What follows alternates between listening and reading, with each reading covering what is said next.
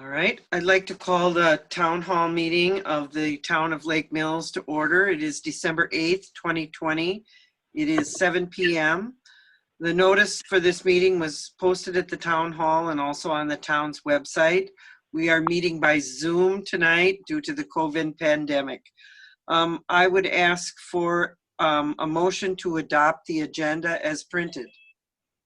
I'll make that motion. I'll second it, Jim Hines. That motion being made, is there any discussion on the agenda? Hearing none, all in favor of approving the agenda, please say aye. Aye.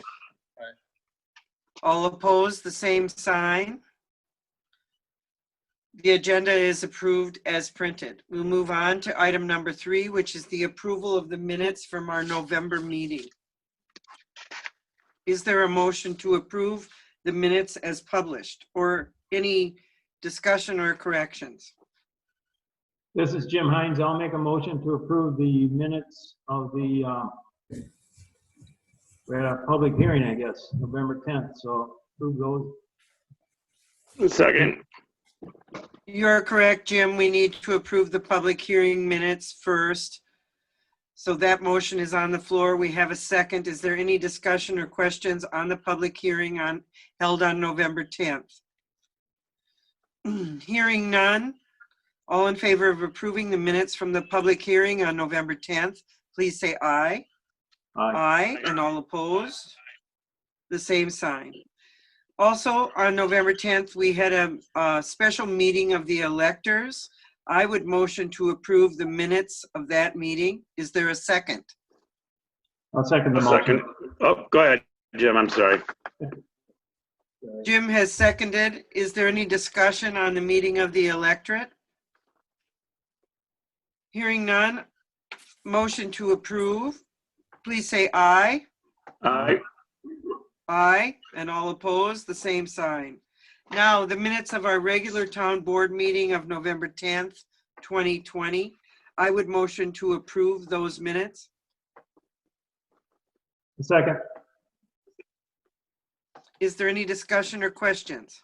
Yeah, Jim Hines here. Under the police report, we had a speeding issue on Woodfield Lane. It's not on our agenda tonight again, so I just don't want that to get lost someplace. So at a future meeting, it needs to come back. I don't know, Robin, you're keeping track of that stuff. Also, under the town fee schedule, we were going to make some changes there. Or we probably made them that night, but we don't have any new copies of the fee schedule. And then discussion of updates of the town hall. I'm sure Hope you'll give a little report on that tonight. And then we had a discussion decision on establishment of the homeowners association up in Shore Hills Road. I don't want that to get lost either. I don't know where that's at, but want to keep tracking that. And then I'm a little confused on the discussion of the letter of support for the Cambridge EMS paramedic service. I know we talked about the letter last month. It says no action here, but I thought we were going to send that letter out. Did we? Yes, Jim, we did send that letter out in support of the paramedic unit or the paramedic status of the Cambridge EMS unit. Okay. Robin and I worked on that letter and sent that out as requested by Bob Sala. Okay, it says no action. Now back up. It says no action in the minutes, so I guess maybe we should change that and say that the letter was sent. All right, let's back up now. I will give the report on our town hall meeting. The fee schedule question that you had is item number 6FB.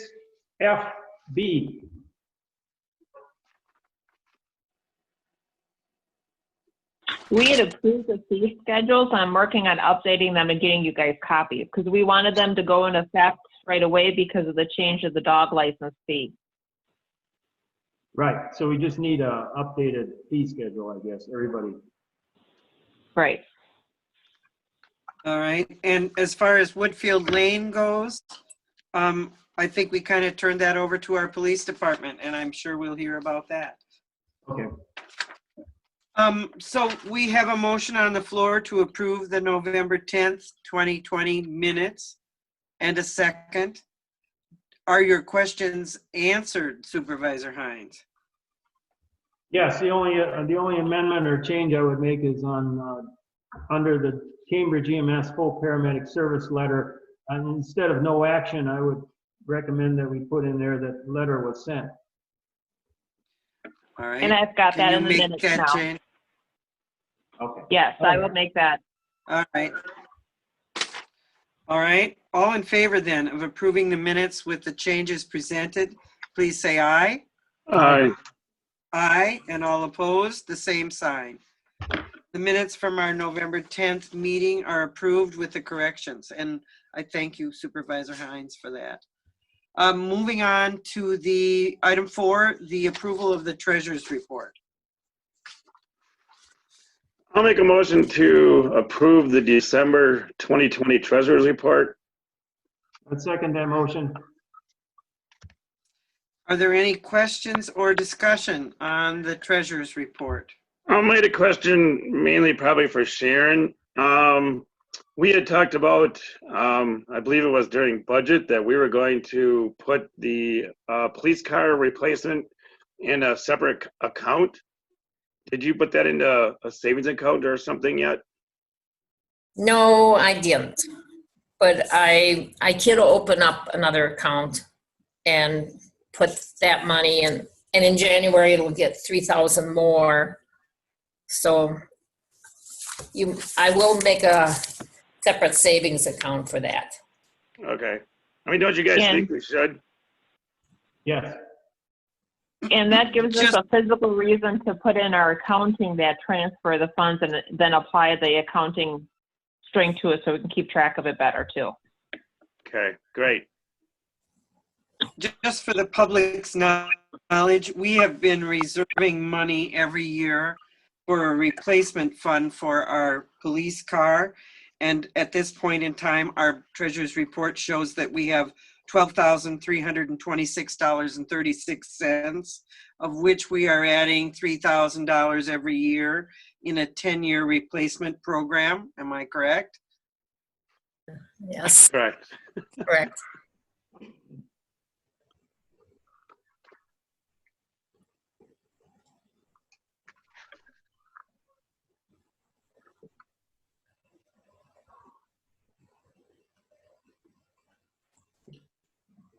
Did we lose her? Guess we lost her.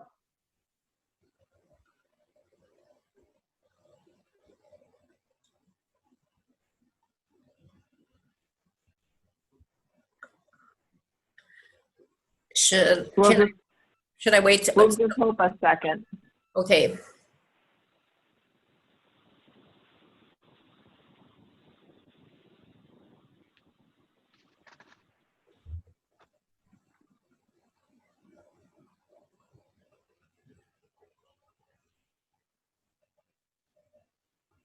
We'll see if she logs back in here in a second.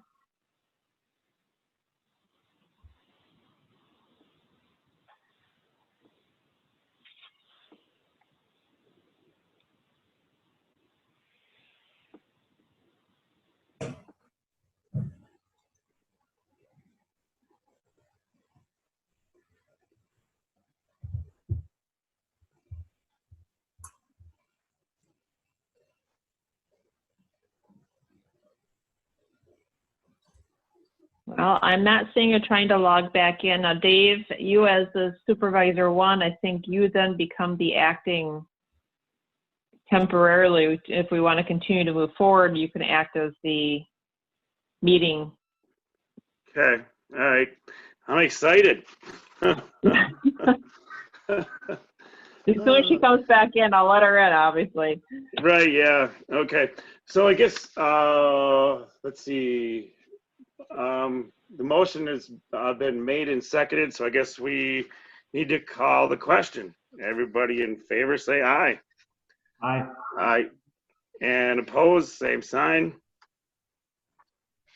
I just want to mention that the Crossman Road Reserve CD will be renewed on December 11th, and I will be renewing it for 6 months. They do not have a 9-month CD, and it'll be 6 months at 0.50%.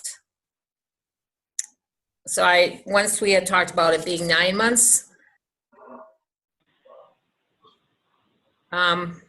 I'll do it 6 months. She said I could also, after that, do a 3-month if we wanted it longer. Okay, that's fine. Yep, sounds good to me. Okay.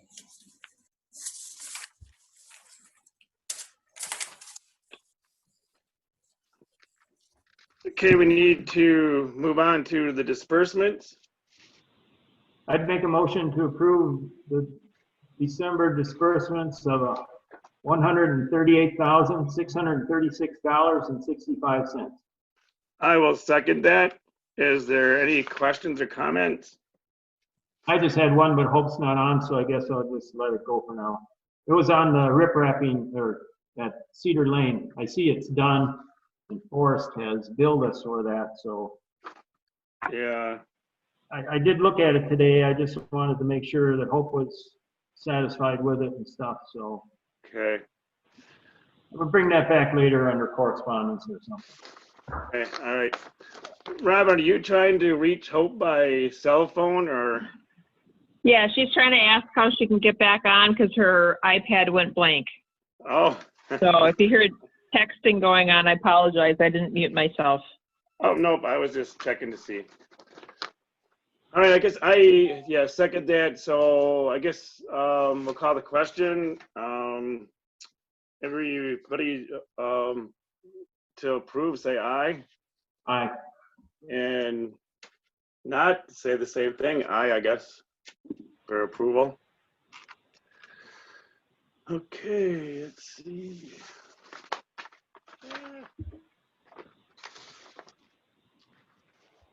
All right, the next thing on our agenda is the reports. Matt, you're up the bat.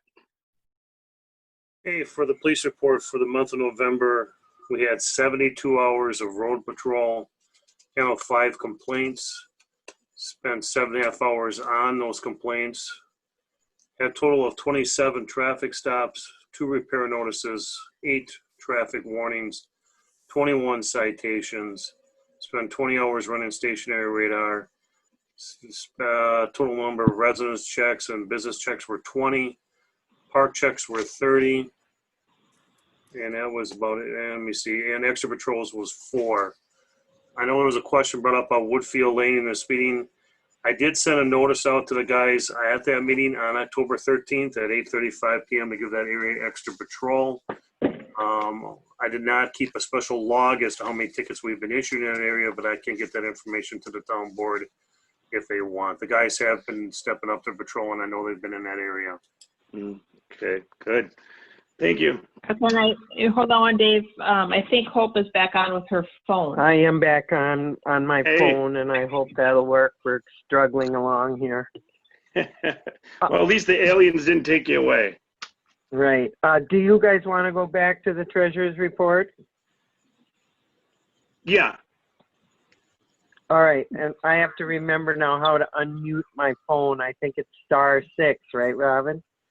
Yes, that's correct. All right. So I'm going to keep my phone on until we get through the treasurer's report, okay? Okay. We do have a motion on the floor to approve the treasurer's report. Is there a second? There was, wasn't there?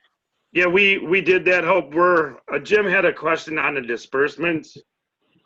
As far as for the riprap on Cedar Lane, he wanted to know if you were satisfied with it. Well, I think we need to discuss that, and I don't know if you want to discuss that right now or you want to wait until later. Well, I see you billed us for it. I was out there today and I looked at it. I was just wondering if that it was done per the specifications and stuff. To me, it looks like, I don't know if there's a filter fabric underneath that stone or not. I couldn't see it, so I was just wondering if you were there or somebody was there watching that get done. Yes, and there are several things that we need to discuss about that.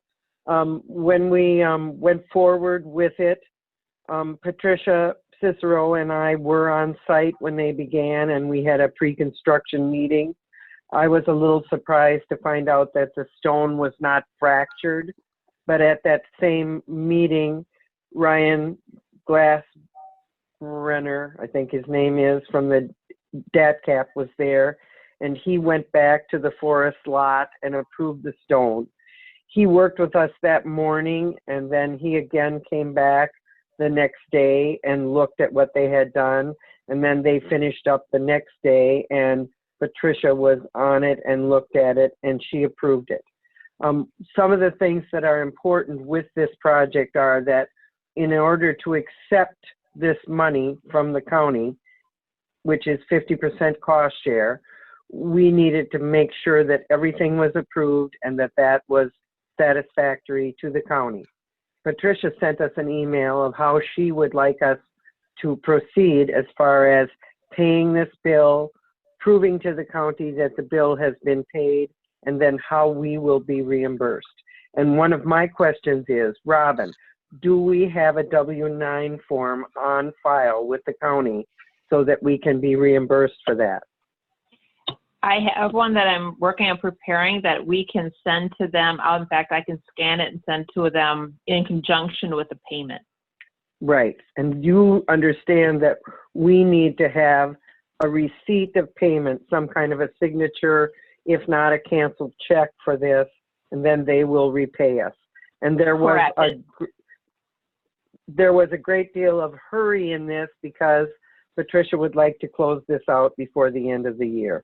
And that's kind of where we're at, Jim, on this approval for this.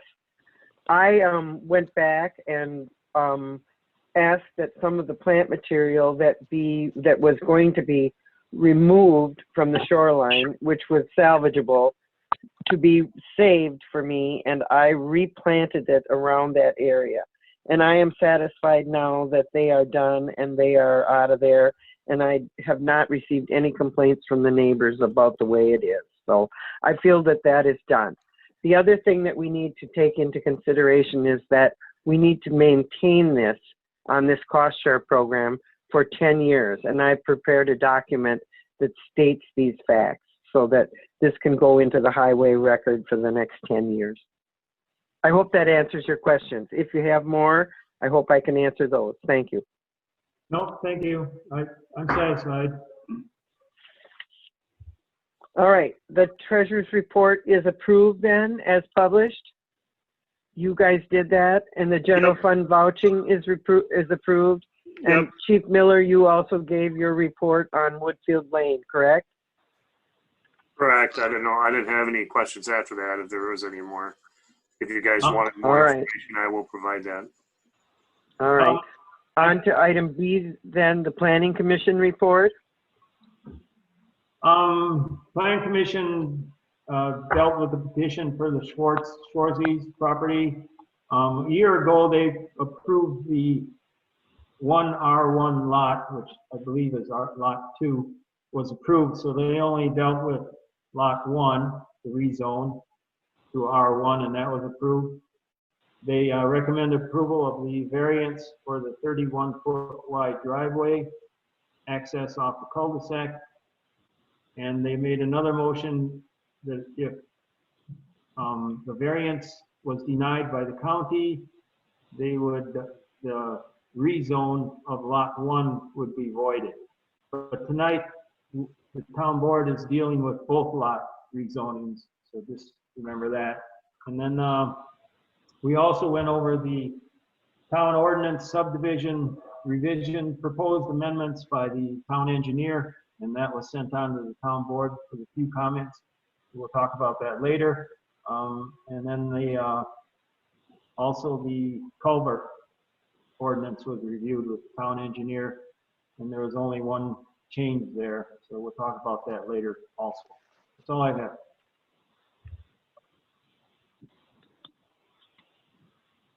Thank you, Jim. Moving on to Dave, the Cambridge Fire and EMS report. Thank you. Yeah, we had one of our quarterly meetings in November, I guess it was. Yeah, November 19th. And update on the ambulances, we do have one of the new ambulances is in service. The other one is still being detailed. Obviously, our virus thing has kind of slowed it down just a little bit, but it was being repainted and touched up, and it's actually drying, and I believe it's now has been sent for the decaling, so we should be getting that shortly. So what we have is we have the one new one in service, and then we also rented one from Madison, so we have the backup. And the other two ambulances, the reason we had to rent the second one, the other two ambulances left for Georgia. They were sold down there to Macon, which we got $45,000 each for those. So $15,000 more than we expected. So we did quite well, I think, there. So there's a couple other items we discussed, but we'll talk about that later in the agenda. One of the other things we discussed was the possible action on a new fire truck. And we have another meeting coming up on that on the 22nd. And then, yeah, there's another one here that I'll talk about later. Financially, we are, this was as of 10/31. We had $73,586 in our checking, which is, I thought we were setting pretty good, but obviously we had a couple months of bills to go through. So I think we're going to be right on track for our budget. Next meeting, our next quarterly meeting is on the 18th of March. And then, like I mentioned, we have another meeting on the 22nd. That's going to be how we're going to pay for the fire truck, opening the bids, and then referendum language. So that's kind of it for now until we get to the next agenda item that for the referendum. So I'll save that. All right, Dave, we appreciate that. Item D, Joint Rock Lake Committee report. Is there anyone there from the Joint Rock Lake Committee? Hearing none. I did attend that meeting. Nothing significant was really discussed, although there was attendance from the people at Woodland Beach, again, asking the question about the channel buoys. They did forward a letter, and that letter, I'm assuming, will be covered under correspondence. Item E, is there a Public Works report? John Reich is not in attendance, but I've agreed to fill in for him when he's in Florida, so I'm assuming that I will assume his iPad in January. Maybe it'll work better than my own. Item 7, in applications filed. A, discussion or decision of a request made by Richard and Christine Schwartz for a variance for a 31-foot driveway access off of Shorewood Meadows Circle. I know you are here, Rick and Christine. Would you like to speak to this issue, and we'll go forward from there? Sure. If you're able to hear me. Rick and Christine here. I'll go through an overview. I think a number of you are already familiar with the plans that we have in front of the town board tonight, and there certainly are some of you that probably have not seen this before, or it's very recent, so I'm going to kind of give a quick overview of that. So back in 2016, maybe 2017 timeframe, we started to consider this property that was for sale by the Helversons. We ended up deciding to purchase the property after a certain amount of time. We ended up selling our house at the same time, believing that we had the opportunity to build on this particular property and go through that process. So the property right now is about 96 acres of contiguous property. We purchased the additional 19-acre lot that was for sale next to it, so we didn't have any landlocked areas. So this land pretty much goes from County B to Woodfield Lane to Shorewood Hills Road and then Shorewood Meadows Circle. So there's a few outlot areas of where it daylights on the streets. Our primary intent for purchasing this property was really for the sole reason of building a home in a private setting for our family. We have 3 kids, 7, 10, and 12. I grew up on a dairy farm in the country. My wife was more of a city person, so we felt that this property was a good blend of fitting both of our needs and being able to raise our family close to town, but still private and rural. Neither one of us are hunters, so we're not purchasing this property for the purpose of hunting. It's really for the purpose of being out in the country, kind of in that rural setting, and for building our own home. So when we looked to purchase the property from the Halversons, I did pull up exactly what it said, because I know Hope you had a question what their intent was on the property potentially. And I quote, it says 77 plus wooded acres of possible future home development site in the town of Lake Mills, or make this your own sanctuary. The possibilities are endless. So, and speaking with their listing broker on it and them, the intent obviously in how they were at least marketing it was to possibly have this as a large subdivision or some kind of multifamily site, or obviously your own private home. My profession is a real estate broker. We do multifamily development and construction in Madison. We have about 3,500 apartments that we manage. We do a lot of construction every year, so I'm very familiar with building and what it takes to go through this particular process. So in looking at that, when I did originally look at it, I could quickly find out that this property was only potentially able to have 3 home sites due to the unique topography of it and all the wetland areas and those things. So being that we were really having the intent of this being our home residence, being a future multifamily development or large subdivision was not our interest. So that didn't bother me that wasn't part of what was possible. The things that did bother me is when we did find out after the fact that on their vacant land disclosure report, the Halversons never disclosed that they had a sanitary easement from the city of Lake Mills going through the property, which ended up going through a possible 3rd site. So really we're down to 2 sites that we thought were possible for build sites. And so those are really the 2 lots that you see in front of you today.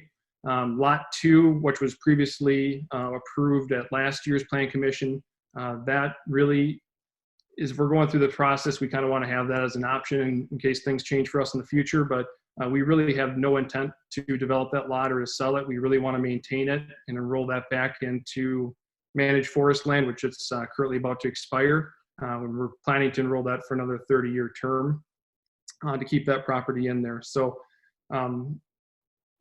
that's kind of where we're at with those. For lot 1, like I said, that's kind of our primary focus of where we want to have our home site. And a vast majority of our plans was to really conserve as much of the property as we can and keep it into either managed forest land or the preservation of being wooded, which I know is very important to us as the owners of the property. And I'm sure it's important to many of the neighbors that surround the property as well. So that's why we're looking for lot 1 to be rezoned from currently, which is AT and R1. It's currently 2 parcels put together to all R1. Currently that's AT zoning. And by the nature of AT zoning, that's a transitionary zoning meant to go to R1 once there's demand for future development of single family homes. And the same thing would be true of lot 2 then, which would be accessed off Sherwood Hills Road. So the second item, or the third item actually, other than the rezoning of those 2 lots that we're looking for approval for tonight, is for the variance for the driveway. Due to the access of lot 1 being off the cul-de-sac, obviously there's a unique access point there. We would request approval of that, which is roughly a 30-foot wide access point. Much like the other neighbors in the cul-de-sac, we're kind of in the same boat that they were when those were developed.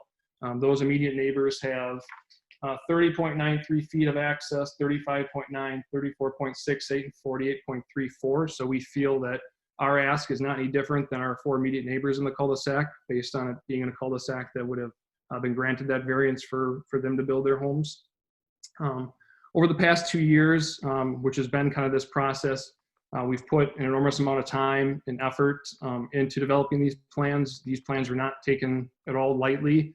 We did several studies on the best way to develop the plans to minimize wetland impact. I honestly can say we're pretty close to $40,000 at this point into the design and wetland applications of this. So we did not take any of this lightly.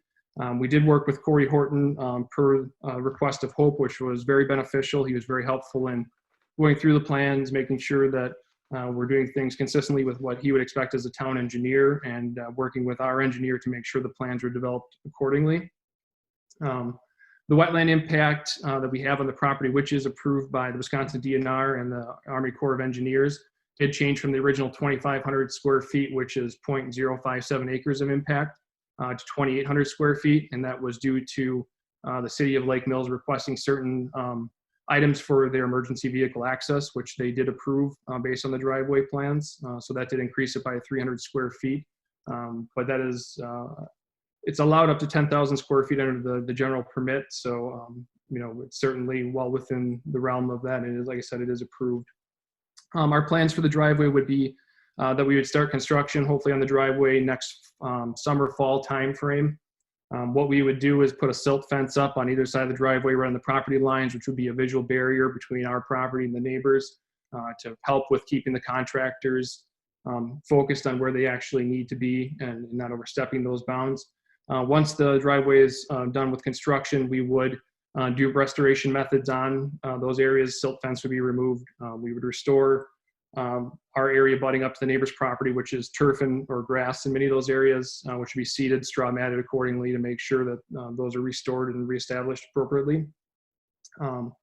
You'll also see from the plans, one of the other concerns that we had heard during, I think it was an informational plan commission meeting previously, was about the neighbor to the northwest was concerned about additional impact from stormwater in his property due to another driveway being in there. We did develop our plans at more expense to us to handle the stormwater. So you'll see from the plans, the driveway is slightly pitched with a ribbon curb in it with storm inlets. So the plans were developed to address that concern and make sure what we're doing is not impacting the other neighbor negatively. And we think that that's a great plan to address that concern. What we would do then is start construction on the home approximately 1 year after that. So being that our driveway is quite long, we would fully construct the driveway first. And then once we went to build the home, that would allow us to keep all the construction vehicles and contractors within what's basically a 1/4 mile long driveway and really keep them outside of the neighborhood and really keep everything for the impact on our property and minimize that for the neighbors. So that would be our plan with that part of it. For the contractors that we'd use, we'd probably use many of the same contractors we use in Madison for our multifamily buildings. We do $10 to $40 million buildings, very reputable companies that are able to do the work, and we look to have many of them also do the construction on our home as well as driveway site. And one other thing to keep in mind too is that upon completion of our home, we would obviously generate a lot of new tax for the town and county that's not there by vacant land, probably well beyond 10 times what currently is being generated. So that would be an additional benefit to the town and county. So I guess just to quickly recap that, we went through the approval plan commission meetings. It was unanimously approved at last week's plan commission for lot 1 rezone and the variance. We feel like we have listened to concerns, tried to put them into the plans that we've developed, spent a great deal of time and expense and patiently and diligently gone through the process. And we hope that everyone sees the plans and feels the same way that we've done our due diligence on this. And we hope that it can be approved here tonight. We do have the civil engineering firm on the call, as well as the wetland delineation firm, which is Heartland Ecological. So if you have questions, they might be able to answer some of those more appropriately as well. But other than that, appreciate your time and consideration, and that's my fairly somewhat quick overview. Thank you, Rick. I'm a little handicapped here without my visual, but I know there are people that would like to speak about this. We do have a discussion and decision on the floor without a motion. Would someone like to make a motion to approve this so that we can move on to a discussion, knowing that item A is the motion for the variance?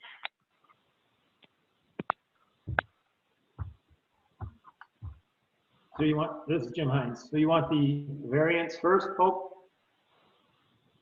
I don't have my, okay, I'll make a motion. I would make a motion to recommend approval of the variance for the driveway off the cul-de-sac for the Schwartz property. I'll second it. R1. All right, and now, is there any discussion from the board? I guess I will speak first. I am a little distressed by the idea of offering a variance for 30 feet on this cul-de-sac. I know it was mentioned at the Planning Commission that a variance was granted for each one of the other people on the cul-de-sac, but that is really not true. The cul-de-sac plans and the amount of acreage or footage that was on the cul-de-sac was in the original plat. There were no variances given for that original plat that was accepted by the town and accepted by the county. I am not in favor of granting a variance for 30 feet of that driveway. Those are my comments. I will yield now to the people who are on the floor. Robin, could you perhaps help me to call on some of the people who would like to speak since I can't see what's really going on? Yes, I will do my best, but I know there's lots of people on here, so be very All right. patient as we try to go through. Yes. And I'll have to scroll through the screen to see who might be raising their hand or All asking right, to speak all with right. someone. I'm in a real challenged position here. I will mute my microphone and yield to the floor to hear the discussion.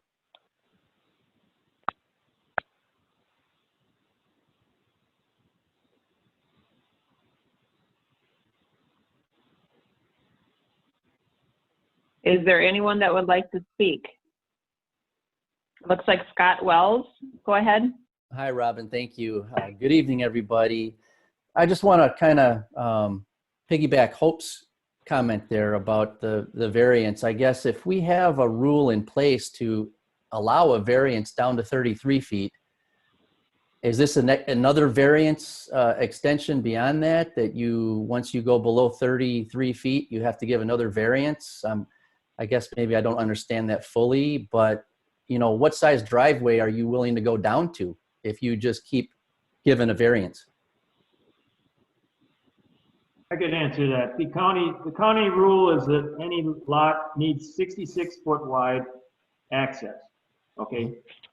So a variance is anything under 66 feet. So it could be whatever the county approves based on that. The town does not approve the variance. We just make a recommendation to the county, and then they deal with it from there. They deal with all variances. So if 30 feet's what he's asking for or what he has, the county deals with that number. It doesn't say anything about it can't be less than 33 feet though? Am I wrong there? No, it's 66 feet required. Anything less than 66 requires a variance. And I guess while I'm on the floor, I have one other question. I don't recall hearing anything at all about commentary after Town Engineer Corey Horton's review of Permit 2 from May. So has there been other documentation since that May 12th report from Corey that have been public record? Because in Corey's review, he was pointing out a number of issues with the plan. Scott, this is Hope. I have the Schwartz driveway review in front of me. It is dated 5/12/20, and at that point in time, we accepted those comments, and we're waiting at that time to see what might happen next. So no, to answer your question, there has not been any more discussion or review of the Schwartz property at this point in time since May of 20. By the town board. I want to clarify that. I think Corey Yes. has had plenty of conversations with the Schwartz on this issue in the meantime. So now I'll let Corey address all that. Sure. Thanks, Jim. Yes, subsequent to that review, the Schwartzes did provide documentation on the DNR permitting and Army Corps permitting. Some of the items that were in my review letter, from a technical standpoint, when you look at the town code, it didn't meet the specific requirements of the town code. For instance, the minimum culvert size, which is something that we're actually looking to change in the town's ordinances. The other requirement was the town code requires a maximum 25% grade on the side slopes. This project, because of the tight corridor, had up to 3-to-1 slopes, which from a technical standpoint, sites are designed with 3-to-1 slopes all the time. So I don't really see a very large problem with that. It just didn't meet the way that the current town code was written. Some of the other items are more kind of informational. For instance, the driveway's in a very tight corridor. And, you know, there's a lot of things that need to happen in a fairly tight space. So utility construction, you know, getting all of the electric, gas, and sewer to the property.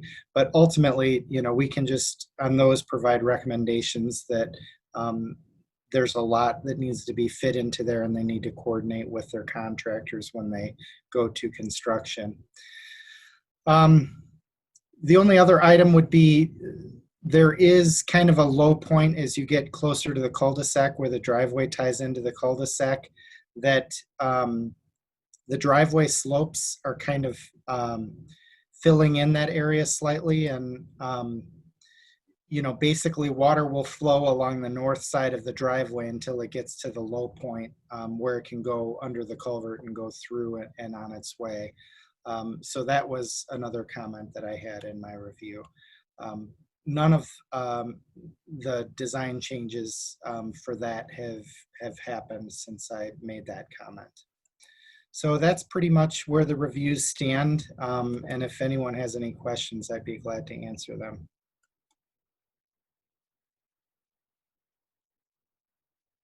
I guess just commenting about the water flow from the cul-de-sac, pretty much comes down our driveway to that first culvert at a pretty rapid pace and a pretty heavy downpour. So I think, you know, right now there's land there that helps prevent that runoff to go even further down Mike Kennedy's yard back to that elm tree or willow tree area. 2 driveways I can see is going to be twice as much rain flowing down that. So just a comment to keep in mind about the flooding issue, that what I have most concern with.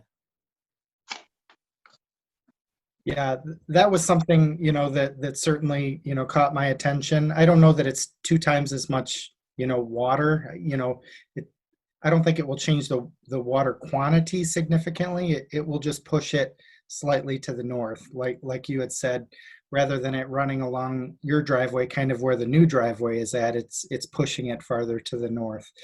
Ultimately, the town code doesn't really get into details like that as far as drainage is concerned, but I did bring it up in my comment letter just to make sure that everyone was aware that that was going to happen, and to you know, consider that in the evaluation of the project.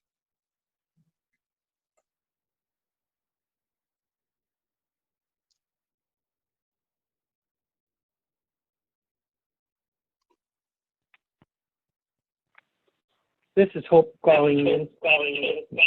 Now I've got 2 things going. Uh-oh.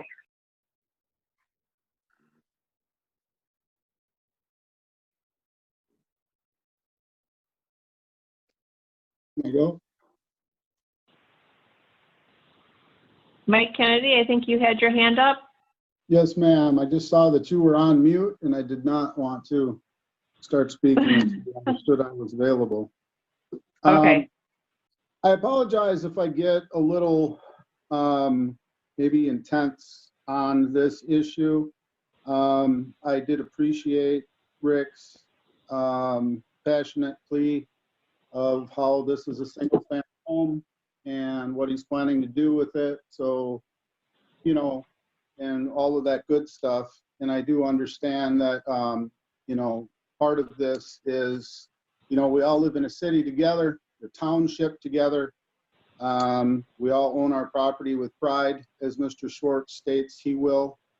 And he has also stated that, you know, this is a lot of time and effort, and this is where he wants to set up shop, and he's not doing this to build, you know, or attempt to use this as the beginning of some sort of a bigger development off of the cul-de-sac.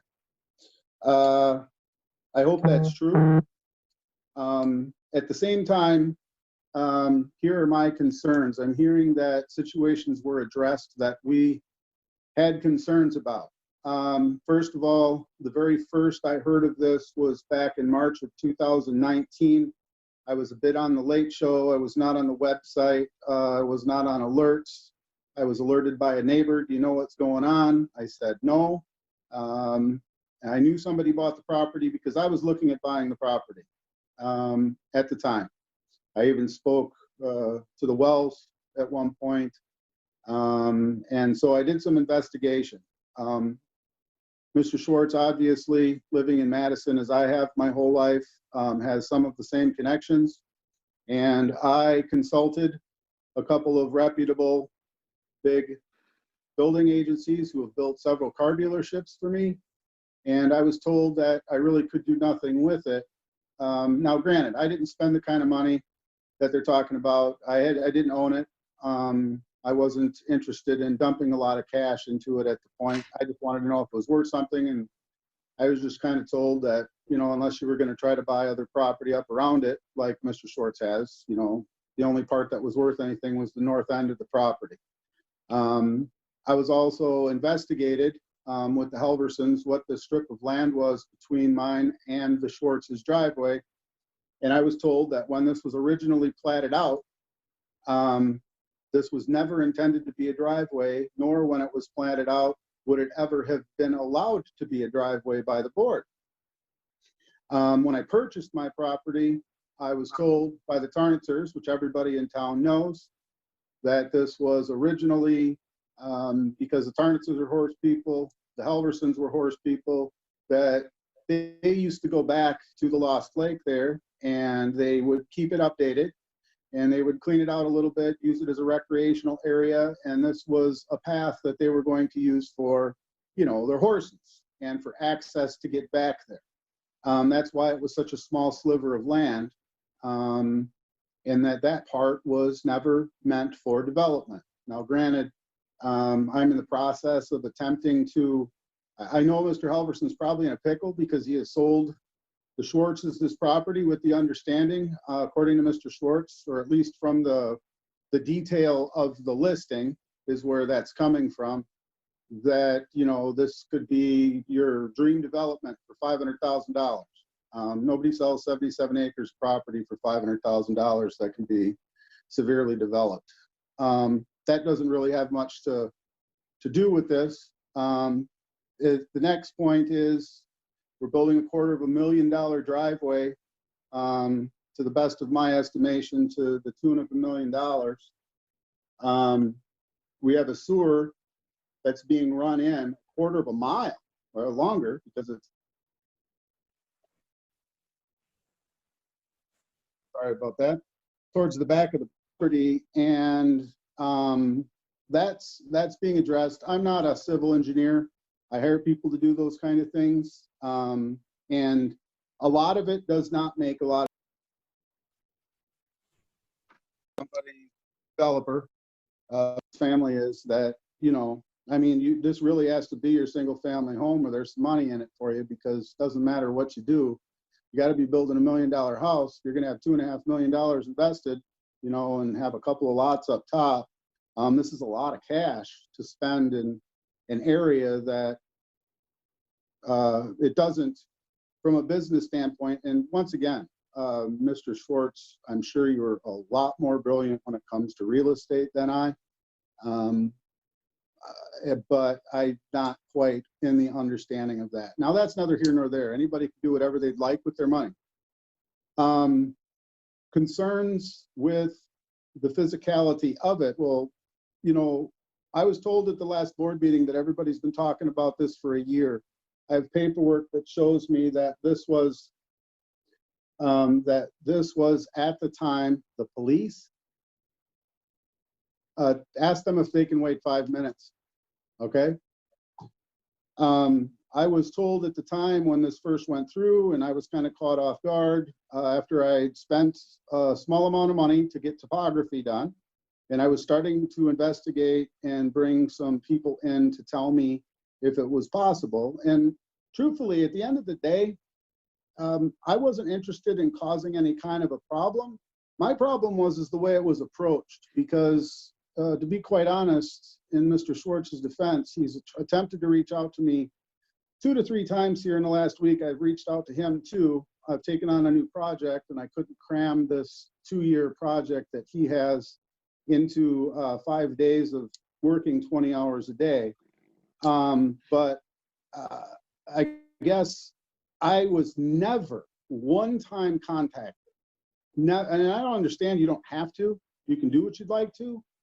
But if this is going to be a neighbor that's going to have a $2.5 million piece of property with a stone front and a long driveway, I think you'd kind of, want to be like, hey guys, what do you think? Do you care? Well, obviously I cared, but last week I was told that, oh, I didn't know it was that important to you, or I would have spoken to you. So me being in the field I understand that I feel like there's more going on. So in that case, I'm asking the board to please delay this until the next meeting. I may or may not be speaking to Mr. Schwarzy if he'll talk to me. I am not done with the research that I have hired someone to do, and if I am in the position where I need to obtain counsel at this point, I believe that's the direction I will go. There is other issues.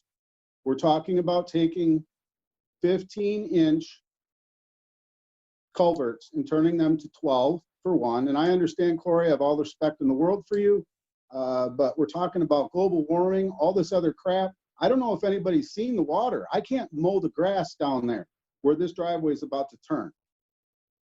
Where my willow tree is that meets up to the back of that property, I have water that comes all the way up to my fence at my pool now.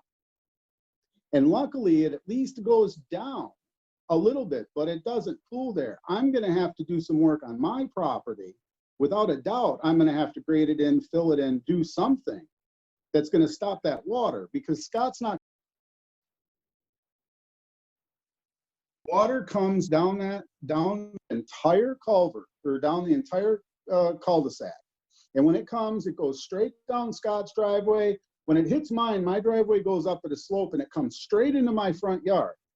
When this big bridge is built through the back of the yard that goes out into the woods, that is going to create a wall.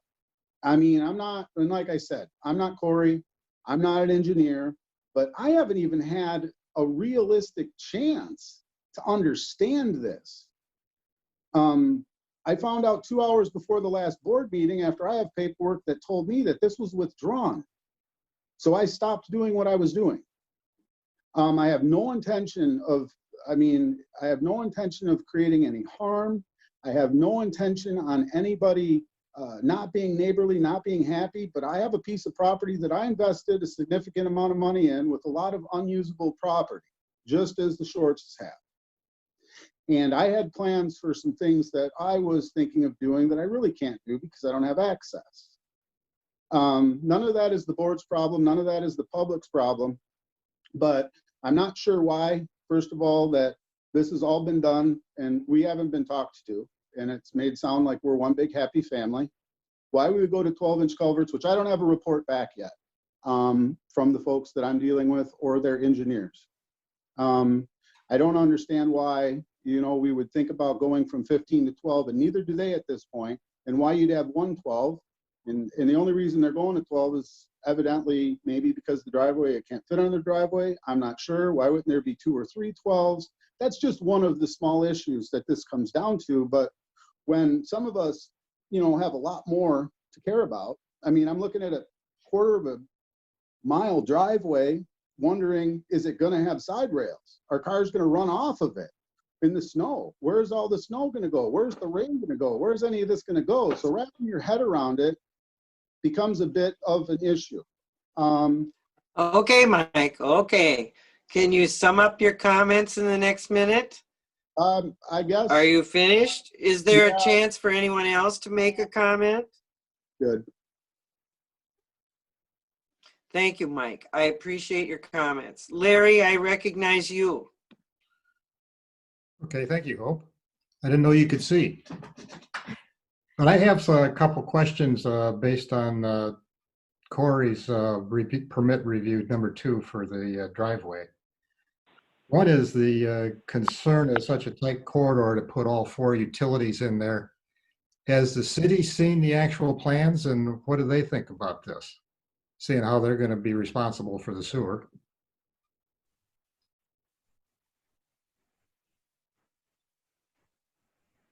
Where are they? I think I can answer that question, Larry. Yes, the city has looked at it. Both the fire department and the sanitary sewer has been looked at by Public Works. They have, in essence, agreed to both things as long as there's a turnoff, and most of the engineering has been done for that turnoff for the fire department. And as far as the sanitary is concerned, it's my understanding that that's Hey, everything on the driveway location will be privately owned and maintained as well. oh, I'm sorry, I'm on. That's correct. Okay. Then the Okay, transfer them through. Okay, thank you. other question was regarding the construction being so close to the property lines, and item 2. I am him. Portions of the work, including retaining wall and pipe installation. And the recommendation was to obtain temporary construction easements from the surrounding property to make the project more constructible. Is that, my understanding is the easements have not been obtained, is that correct? That would be a question for the Schwartzes. You know, ultimately, we've made them aware that it is very tight. And if, you know, construction goes on to the adjoining properties, that's trespassing. So ultimately, it's up to them to keep their construction within their property. The plans were developed in order to keep everything onto our driveway to not have impact on the neighbors. Well, that's plans. I've been involved in a couple home construction projects. And once you get the heavy equipment in there, these guys aren't paying a lot of attention to plans. They want to get their job done and get out. And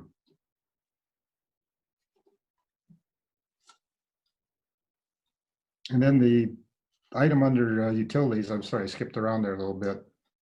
The force main ties into a manhole in the middle of Shorewood Hills Circle. And details for this connection showing construction and restoration methods within the town road is required. Have you gotten that, Corey? No, we have not received that. One would think that should be a part of the.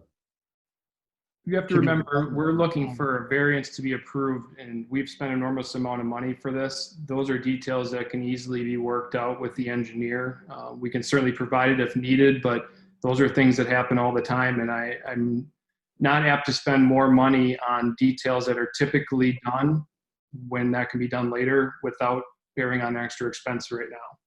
I guess what I'd be looking for, if the town's going to do a variance to make that a requirement. That, not that it be done ahead of time, but it be taken care of as part of the condition of the variance. I think that would be reasonable. Yeah, that certainly could be added as a condition. And also as a condition, the restoration of the adjoining property, if there's any result of the construction there. I know, Rick, you said you do that, but it's always good to have it in writing ahead of time. Yep, certainly fine by me.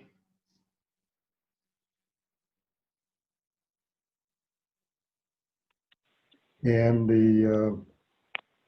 it might make sense for the board to table this for another month until some of this can be done, and Mike can get some of the answers he wants from the people he's hired. Is that a reasonable request? I'm sorry, there was actually a missing person in the area and they were looking for them, so I apologize for the disruption. Is there anyone else who would like to make a comment on this first motion that we have on the floor? I've got my hand raised. Please say who you are and go ahead. This is Jeremy Rossi. I live on Shorewood Hills Road. I'd like to just, I guess, speak to, you know, if there's any question of the character, you know, of the Schwartzes. I know them personally, so take it for what it's worth. You know, if you trust my word on it, but I will just say that I know them personally, and you know, there couldn't be any better better people, a better family. You know, I fully trust that their intent for this project is exactly what they say it is, and you know, I want to put that out there, put my word on the line, I guess, for them, and just make everyone aware that, you know, my thoughts on this matter. You know, we all have to remember that there was a time where none of us had a home in Shorewood Hills Road, and a lot of work had to be done for us all to have a house out here. You know, for the project to be one home or two homes in the area, you know, to see what else is happening in our town with developments. You know, I fully trust the Schwartzes, and I'm putting my word on the line for them, regarding their character and their word on what they're going to be doing.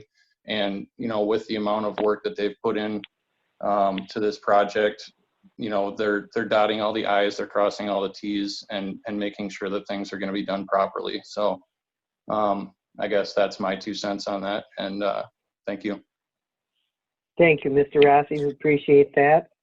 What we have on the table is not a question of whether they are competent people to do a development or build a house on Shorewood. The first question we have is whether we will allow them a variance in our code. Does anyone else want to speak? Yeah, this is Mike Hawkins, the civil engineer on the project for the Schwartz. I'd just like to address the 12-inch culvert comments that have been brought up a couple times. The 12-inch culvert that's being referenced is actually, the culvert is being placed, the Wells driveway or the turnaround encroaches into the 30-foot strip, and as part of extending and making continuing that to have a turnaround for the emergency services, there's a pipe that goes underneath the extension. There isn't any reason other than the flow doesn't dictate something larger than 12-inch. That certainly can be modified to meet the ordinance of the current ordinance of 18 if that's the sticking point with anybody's decision. So I just want to make everybody aware there's a 24-inch pipe that runs down the driveway that's picking up the water, and so it doesn't cross over into the Kennedy property. So when Rick makes the comments about stormwater being addressing those flooding concerns or those drainage, he's installing a 24-inch pipe underneath a curb, which, and the road's being tilted so that all the water's trapped on the curb, goes into the 24-inch pipe and gets conveyed down to the low point. So that's the drainage attempt and approach on the property. So I just thought it was important that everybody get a chance to make a comment about the drainage, and it's not an item that was taken lightly, as Rick said. So thank you. This is Corey. Since we're talking about the culvert, I'd like to add on to that. The 12-inch culvert as well, the capacity that was provided for in that culvert was 180% of the required capacity. So it's already bigger than it needs to be. So putting in a 15-inch really, in my opinion, is kind of overkill and not really needed. So, you know, I don't see any issue with having the 12-inch culvert on the project. I believe Tony Sullivan had a question as well. Thank you. Tony Sullivan. I live on Shorewood Meadows Drive. Jeremy already hit on it. I personally know the Schwartzes as well, so I won't build on what he said, but he's 100% accurate. I actually work for one of the largest builders in Wisconsin, and I can say I've reviewed the plans that Rick and his family have put together, and I can say that they're actually more thorough than many of the projects that I work on and actually build. I can see that they've followed a very prescribed process, and I would recommend to the town board that they approve the variance tonight. Thank you for your comments. Is there anyone else who'd like to make a comment? Corey, on the culvert that you're talking about, I'm really having a hard time picturing exactly where that culvert is. My main concern is the drainage ditch that the driveway would go over, and the height and the size of that culvert.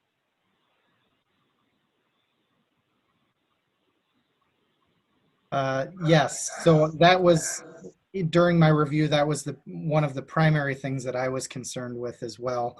The culvert that's out there currently is very small, and the driveway is essentially, washed out where the new driveway is going to go.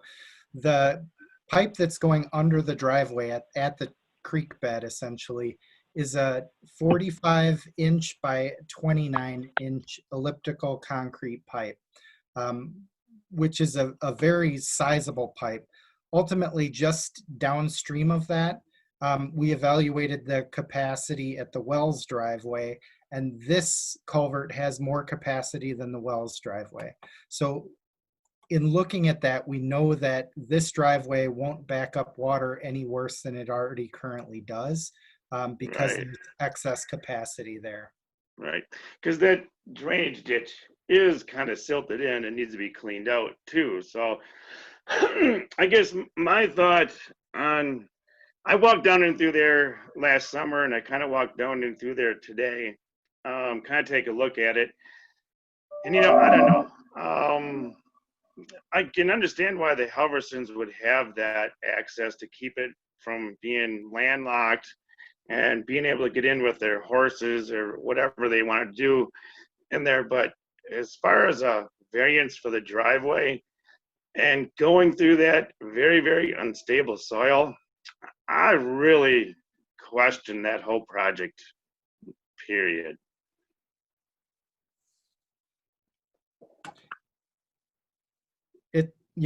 From my perspective, it certainly is a very tight, difficult, construction.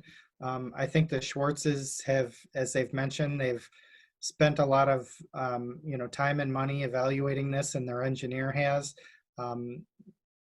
As far as putting a plan together to make that work, I think they've done about the best that can possibly be done.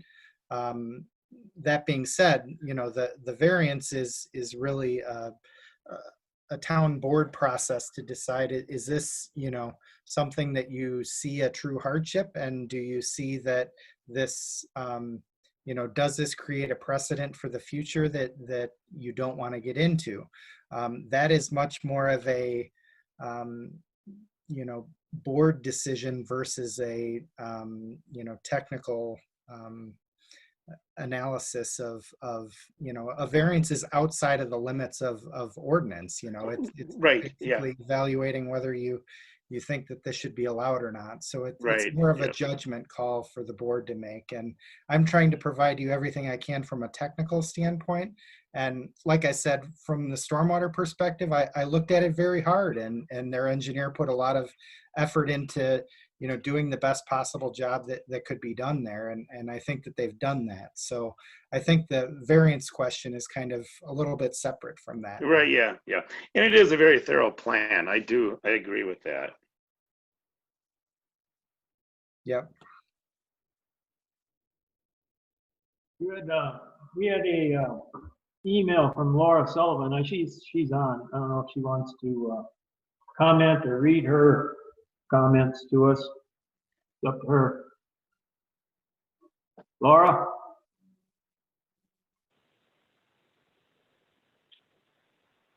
You want to read your comments, Laura? You're on mute. Sorry, my name's Lauren, so I didn't know you were talking to me. Yeah, I wrote comments to the board earlier, and some of it has already been spoken. I do think that as someone who lives on Shorewood Meadows Drive, I share concerns about the possibility of that land being developed in a way that I think Mike was saying, but now that I have spoken with the Schwartzes, I have had these conversations personally with them. And I have no reason to believe that they would be doing anything other than building their own family home. And I find it really unfortunate for someone to be making more or less accusations that their intentions are anything other than what has been stated.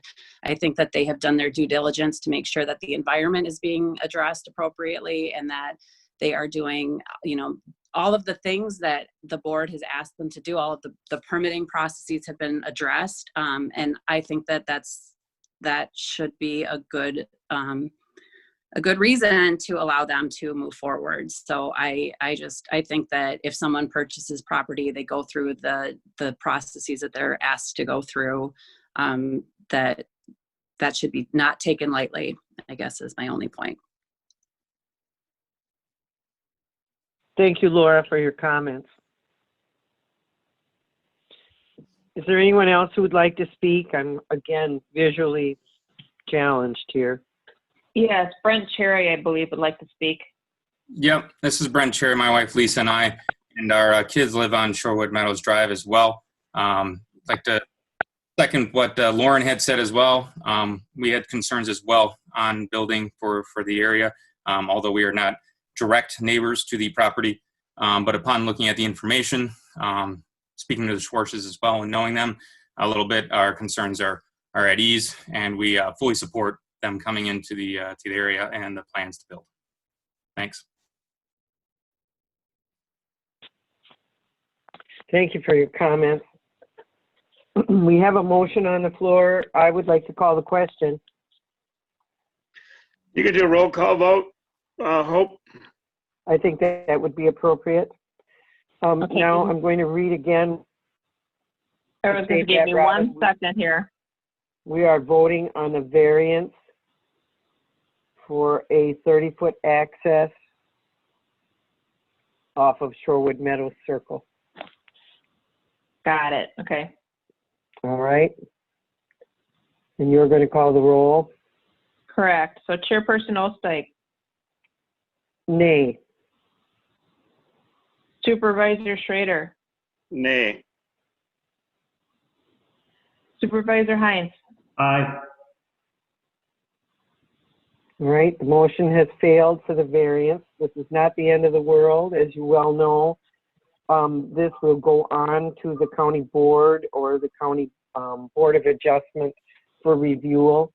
There is another step in this process. Now, we're going to go to item B, which is discussion and or decision of a request for Richard and Christine Schwartz to resubmit a certified survey map to subdivide a portion of our land into 2 single-family residential lots and 1 outlot off of Shorewood Meadows Circle. Would someone make that motion? This is Jim Hines. I want to deal with lot 2 first, going off Shorewood Hills Road. I would make a motion to approve that rezone from AT to R1. I will second that motion. Is there discussion then from the board upon this?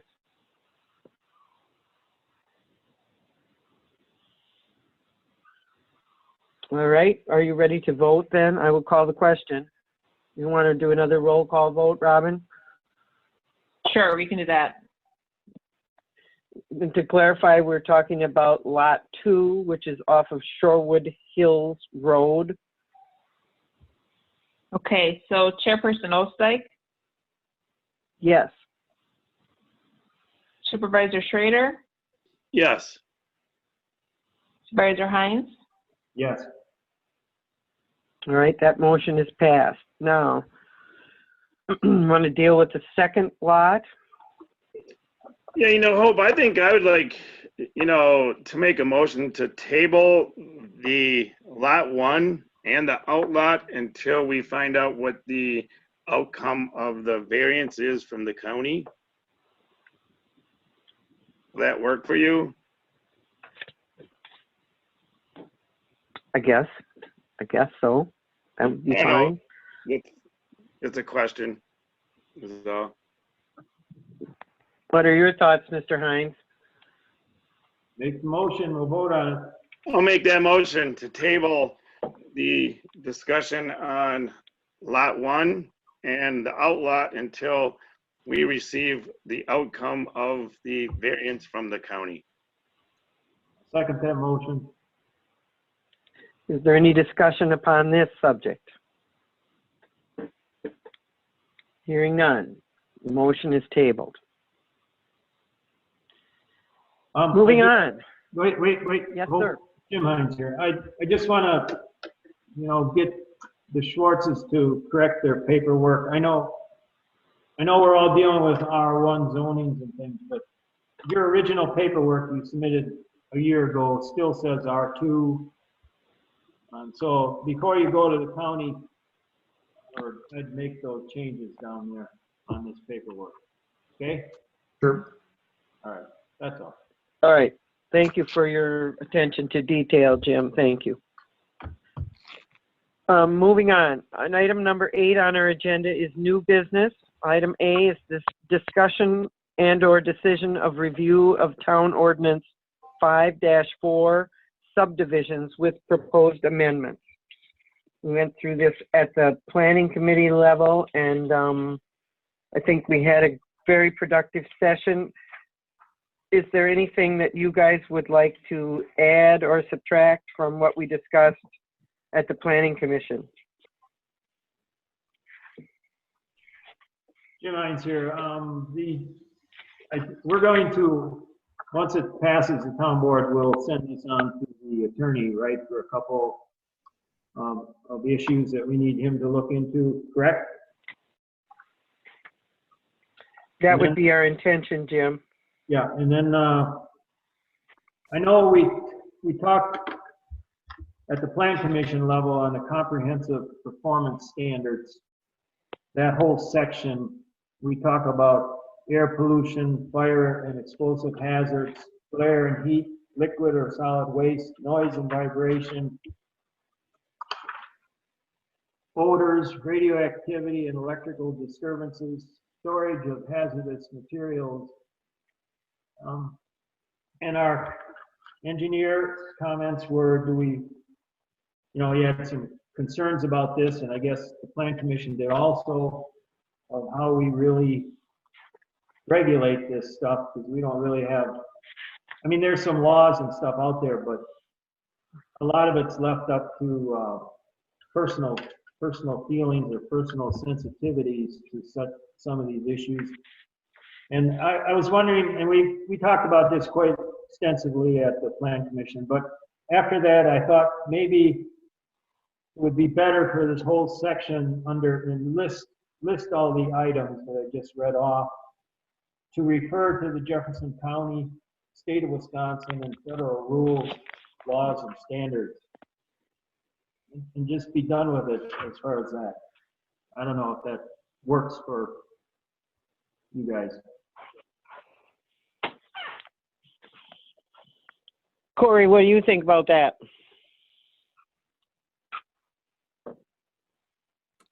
As I mentioned in the plan commission meeting, it really just depends on, what you want to have control, the ability to, regulate, and what you don't want to have ability to regulate. Some of the things that, may not be covered by, what is in the county regulations. So I think this may be a good one also to discuss with the town attorney, just to kind of find out also from a legal perspective, what does the town have the statutory authority to be able to regulate? There may be things in here that we want to control that we may not have the authority to do so. So I think it's a combination of deciding, are there any items in there that you want to, maintain control over, versus handing it off to, the county, and then also the legal question of, do you have the ability to do that if you want to? I personally have not reviewed the county ordinance, so I think that should be the first thing that we do, is look at the county ordinance and see what we might want to adopt from there, and then add that and ask our attorney to look that over and see if it's judicious. Yeah, I think that's a good approach.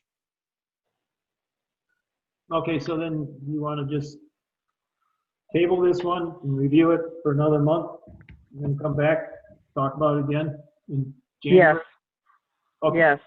that's fine with me. I'd make a motion to table this discussion of this ordinance to January. And I'll second that. Needs to be no discussion. We'll just go forward and table ordinance 5-4 subdivisions until January. Item B, discussion and/or decision of a review of Town Ordinance 5-9 driveway and culverts with proposed amendments. This Okay. too went through the Planning Commission. I think there were a few suggestions made and they've been incorporated. Does anyone else have anything they'd like to add to it? I would like to talk a little bit about the culvert one, which is the main change of this driveway ordinance. And Okay, go ahead. I understand Corey's comment to make it the minimum size 12 inches versus 15. I would suggest, my opinion would be that we leave it and have it read, have a minimum of 15 inches, and then in parentheses, unless existing topography or conditions do not allow a 15-inch culvert, in which case the site reviewer may allow the 12-inch culvert. I personally don't like 12-inch culverts that much, and if they fit, I would like to keep it to 15, but if they don't fit because of the existing topography and the ditch isn't deep enough and the road would be raised too high, then I'd leave that up to the discretion of the culvert approver. My concern. Yeah, my thought is similar to yours. I really don't like 12-inch culverts. I understand what you're saying, if the ditch isn't deep enough to allow that.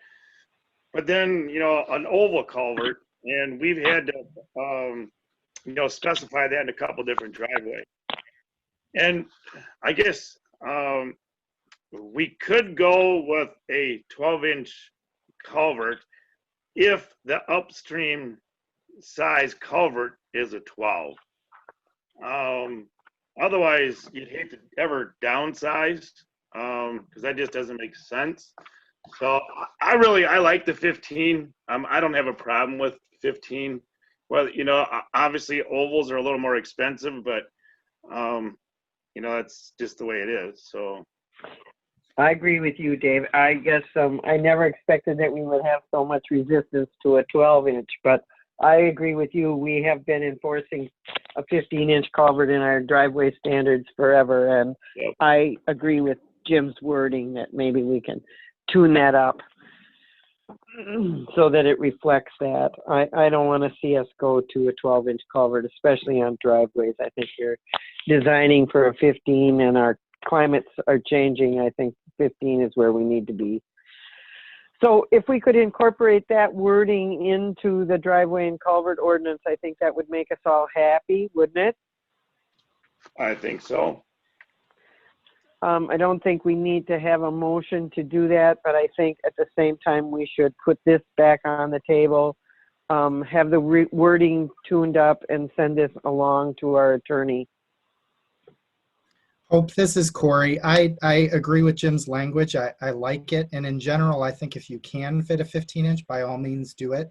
The only thing that I would suggest including in that as well is putting a minimum cover over the top of the culvert.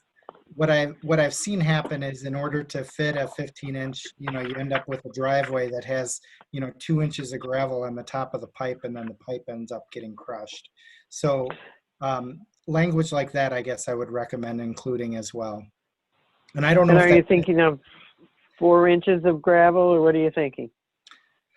4 12? to 6 is preferable, but it all depends on the loading that you get to. And yeah. I don't know if that's been a problem for the town. I don't want to create a solution to something that there isn't a problem, with currently. And I think most of this ultimately gets handled, as these driveway permits are getting reviewed and approved. And, I think a lot of this needs to just go to the judgment in the field.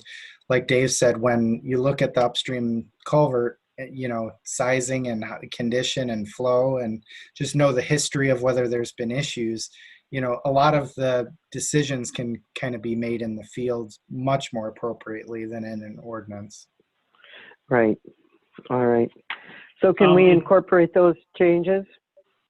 It does say in our ordinance, in no case shall a driveway culvert be covered by less than 8 inches of gravel. Okay, so then I guess we're covered. I'm sorry, I We're wasn't covered aware there. that that was in there. I thought so. All right. Okay, we're going to put this on the table, right? Make the changes, bring it back. All right, table. You need a motion? I make a motion to table it till next month. Second. And I don't think we need a vote on a table, but we're going to do it. All right.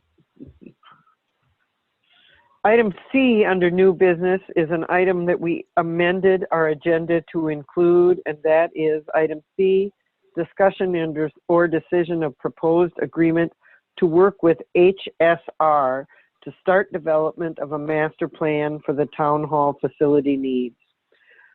We added this to our agenda last week. We met on Friday as a group by Zoom with HSR and their staff to begin to start to look at what we might need to do to either acquire land, sell land, and or design a new town hall. I thought we had a very productive meeting. They have given us a proposal, and there is no one here representing them tonight, but I thought we should discuss the proposal and make a decision on it. Does anyone else want to comment or read the scope of the proposal?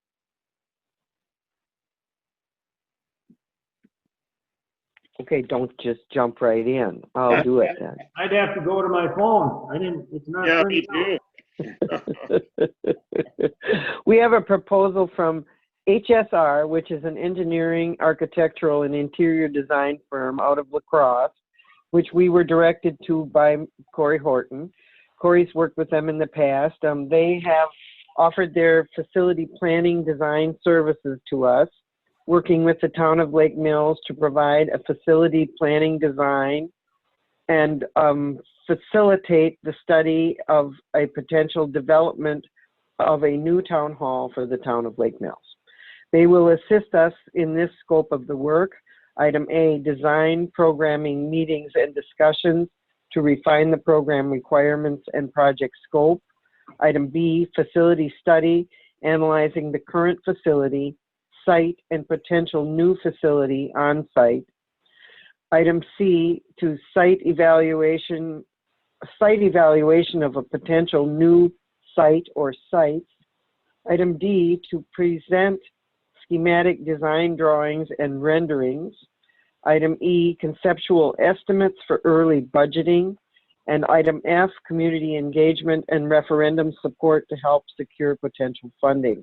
The fee associated with the facility planning design services is a $3,000 lump sum fee.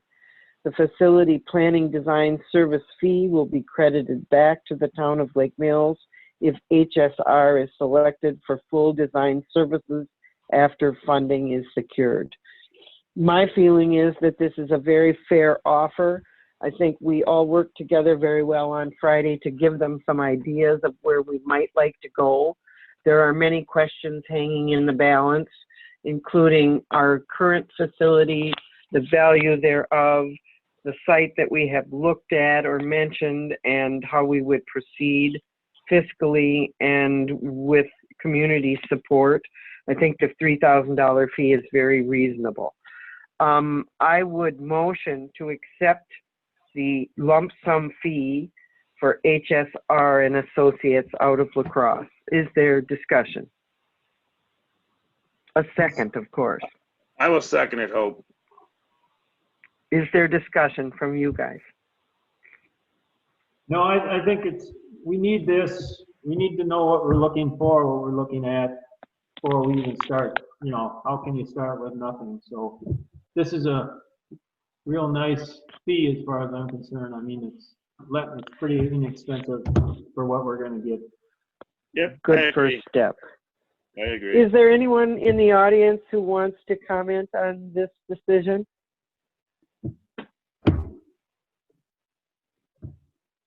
I hear nothing. So I would call the question again. All in favor of selecting HSR to do the facility planning design services, please say aye. Aye. Aye, and all opposed, the same sign. Motion is passed. Appreciate your help again, Corey, to get us on track with this. Thank you. Sure. Item 9, old business. Item A, discussion and or decision of the buoy contract with Joe Cooper and the work to be done on town buoys. Joe, are you here? Hi, Hope. Yeah, I'm here. Can you hear me? Thank you. The audience doesn't have the paperwork in front of us, but we do as a town board. Joe's made some provisions for next year's buoy siting, and I guess I'd like to have him describe what he'd like to do, and we'll go forward from there. Yeah, I think really just a replacement of a couple old buoys. So exactly it's 4. That's going to be 2 replacement of Slow No Wake, and I think 2 that are sort of that shoal buoy. Other than that, it's really replacement of the chains, putting on new linkage and chains and new anchors at the bottom. A lot of the work that was done this year was time spent relocating buoys that had drifted. And so there's I think a real need to relocate those and put the anchors in place. Other than that, there is a proposal I sort of put in at the end. I did a little bit of research, and different locations or states do different things with their buoys. It was a little bit interesting. And one thing I think we could do to sort of solve that problem is that there's what they call an ice spar. So at the end of the season, you actually take the buoy out and put in a smaller buoy that won't get stuck in the ice and drug around. And that way you can save the time taking the chain and the anchor out and sort of save that resource and effort.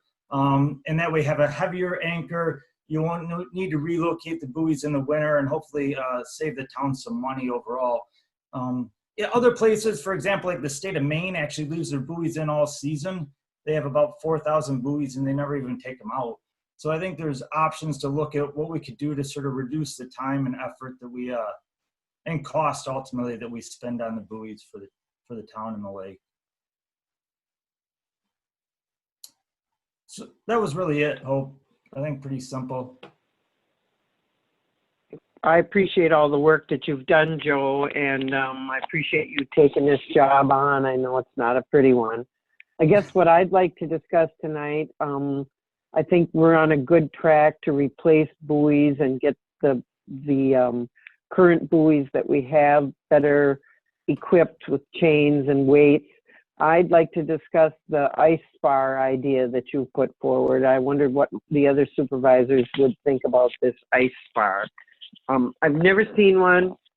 I've read what you said, that it is there, it extends over the lake, Yeah, 22 they shipped inches me maximum one. height. Your site challenged, Hope. But they shipped me one to put in. It's about 20 pounds, and you basically hook it on where the buoy would go, and it sits in the ice. It's got the reflectors.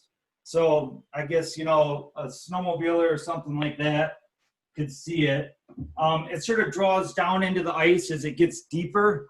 The ice does, so the amount exposed actually gets smaller as the ice gets thicker. So I don't know, it's sort of industry recommended. I guess my thought was they gave me one to try. My suggestion was we throw it in on one of the buoys and give it a sort of try this winter and see what it looks like and sort of monitor it.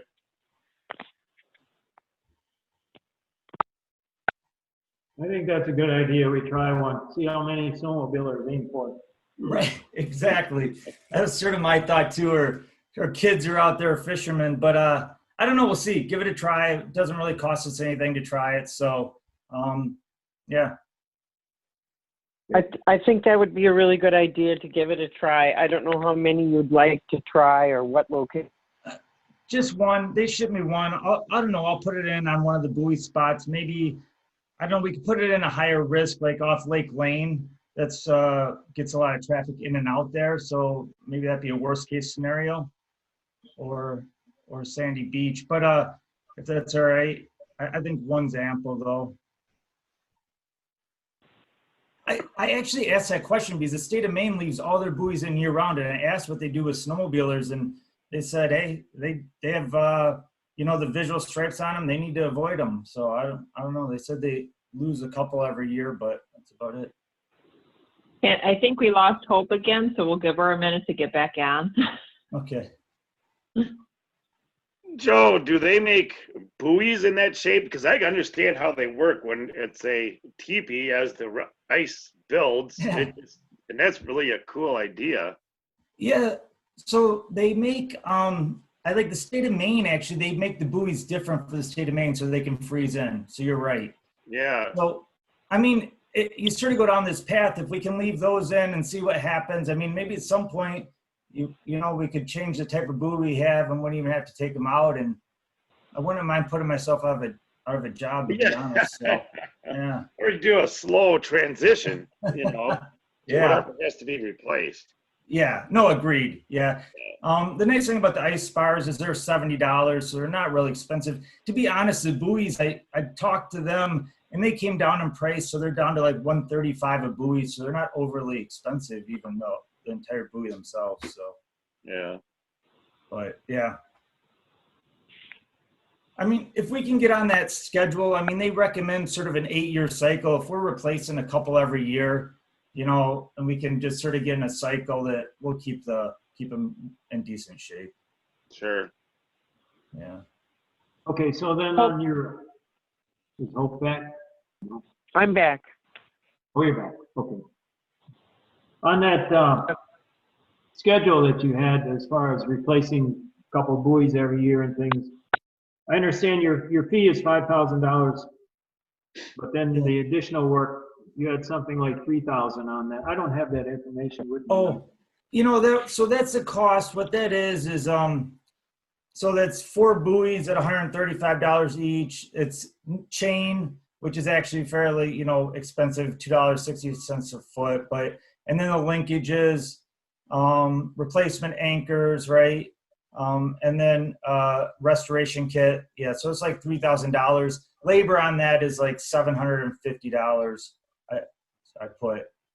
So that's all. It's just a pass through for all the equipment, and then just my time to do all that this winter. I understand that. I know it's a lot of work. I used to mess around with that stuff too, but I'm glad I don't have to do it anymore.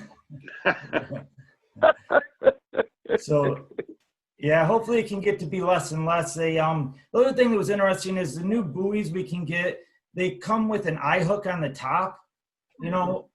So then we can build some type of rigging mount to, you know, crank them up out of the water, right? So sort of hook it and then winch them up out. So, you know, people aren't grabbing them and pulling them, which should make them be, you know, less drug around.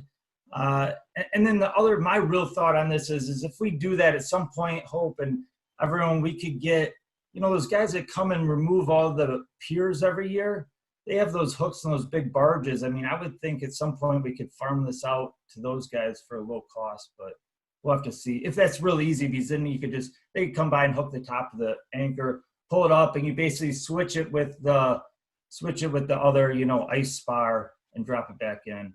So anyway, we'll see. Joe, maybe you need to buy a barge. No, this is not my business. This is just helping out. Yeah. All right. Coconut Pearls Barge. Exactly. You can tell I picked that one. I appreciate your service and the work that you have done. I don't know exactly, we have a motion on the floor or not.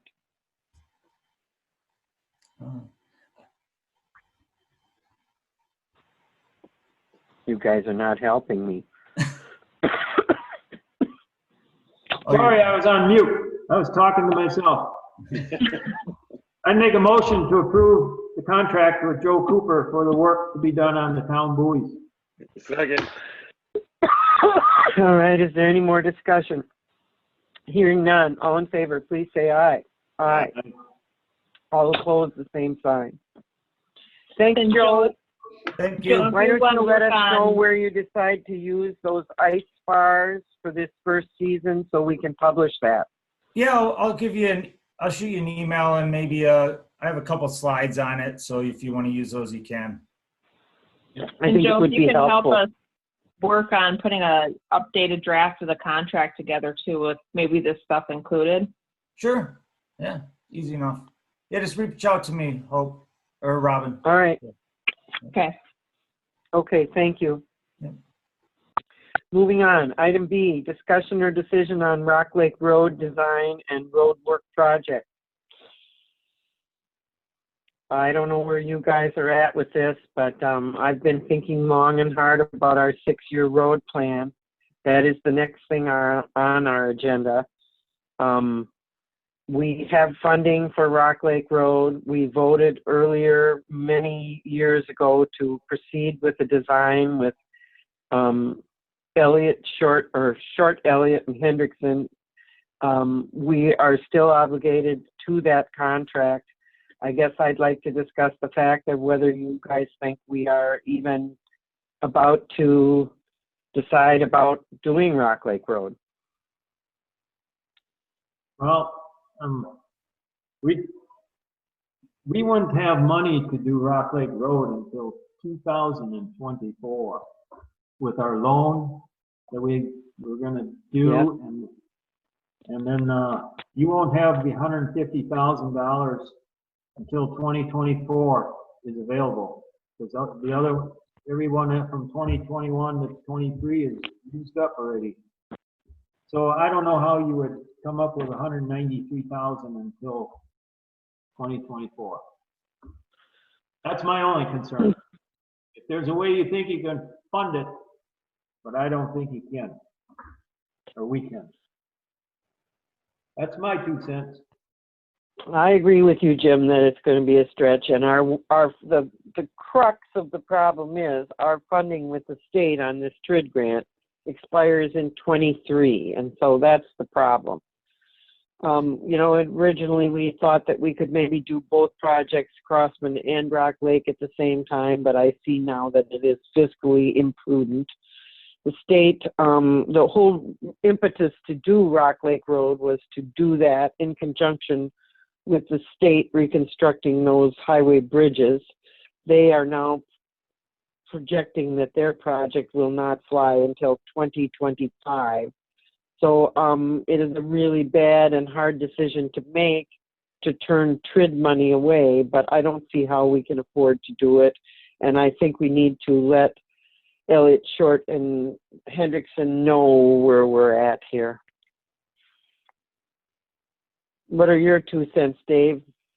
Yeah, you know, I agree, Hope, with the fact of, unless the laws or the rules have changed with the IRS, we have to, you know, and the plan we've always been working on, Hope, is that we have to build and borrow the money 1 year prior to being able to assess the taxes.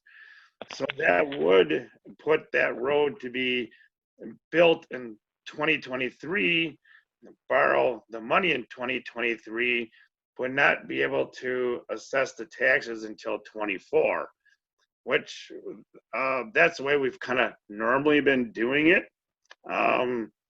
And I do not know if the laws have changed, if you can, you know, chart or assess for taxes and bank that money as long as it's earmarked.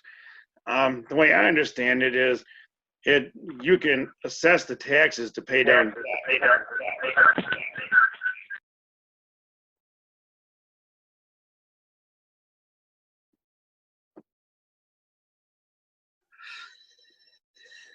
I guess what's happened, Dave, is we got off the track, you know, when we screwed up our state trust fund loan this year, and we've put off and had to reborrow in order to do that. We really screwed up our routine. And Right, yeah.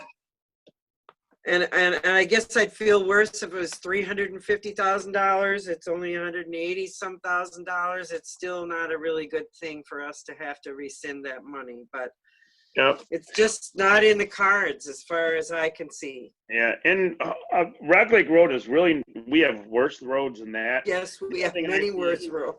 Yeah, from the intersection to the bridge is probably the worst part of that whole road. I tried to get Brian to let me talk to the DOT and say to them, you know, you've put off this road as long as you have. Yeah. Can't I have an extension to 24 or 25? And the answer to that question has not come forward yet, but I didn't think that I was getting a lot of sympathy. So I don't know. I guess it's still a conundrum. I guess I would like to be able to say to the engineering firm that we are at this time very undecided and let them off the hook on that so that we can proceed forward. Yeah, makes sense. All right, that's what I'm going to do. Do we need a motion to state that? I guess I will motion to contact Short, Elliott, and Hendrickson and tell them that we are vacillating seriously on the design for Rock Lake Road and that we may need to give back that TRID grant. Second. Any other discussion? Hearing none. All in favor of this decision, please say aye. Aye. Aye, and all opposed, the same sign. Gee, I hate that. All right, back to item C, discussion of our 6-year road plan with our town's engineer. Corey, I know you're going to be disappointed. When money comes in the door, we shouldn't be giving it back, but it's just fiscally impossible. And this fiscal situation that we have is ongoing. And I think that we maybe need some professional advice in this area. As things stand, I guess we can revisit our 6-year road plan with your help, Corey, and look at the timetable for Crossman, take Rock Lake Road off of our list and continue to make plans from there. Yeah, that seems reasonable. And, you know, I totally get your financial position, you know, as much as you don't want to turn grant money away. If you don't have the matching funds to make a project work, you can't make it work. So I certainly would try seeing if you can get an extension for Rock Lake Road. But if you can't, I totally understand that that project can't move forward. But I think it is a good idea to get your ducks in a row with your road program and get them in order of when you want to replace them. So when grant programs do become available, you essentially know what project you want to, put towards a grant first. It sounds like Rock Lake Road, as much as you have funding for it, you probably have higher priority roads that need replacement more soon than Rock Lake Road does. So let's try and line up, which roads are in such a condition and, high traffic and safety issues and things like that, and make sure that those are the roads that get prioritized for grant. Well, and that was the desire here, Rock Lake Road has the same pork chop as Crossman Road does, and that's always been on our list to solve the problem, but it's just not getting done this way. Yeah. I'm not exactly sure, maybe Corey, you can help me with this. I need to listen all the time to Brian Udovich with the County Highway Department. He has mostly good contact as our aid in grants with the DOT. Maybe there's somebody I can talk to and talk about an extension with more effectively. But, I don't really know who to talk to, and I've been relying on Brian. He'll be disappointed when I tell him of our decision to avoid the engineering work on Rock Lake Road. So if you can come up with another solution sometime, I'd be happy to hear it. Yeah, I think it's an uphill battle, but I think like you had mentioned with the bridge replacement kind of getting dragged out, I think that may be one justification for, you know, an extension. An extension.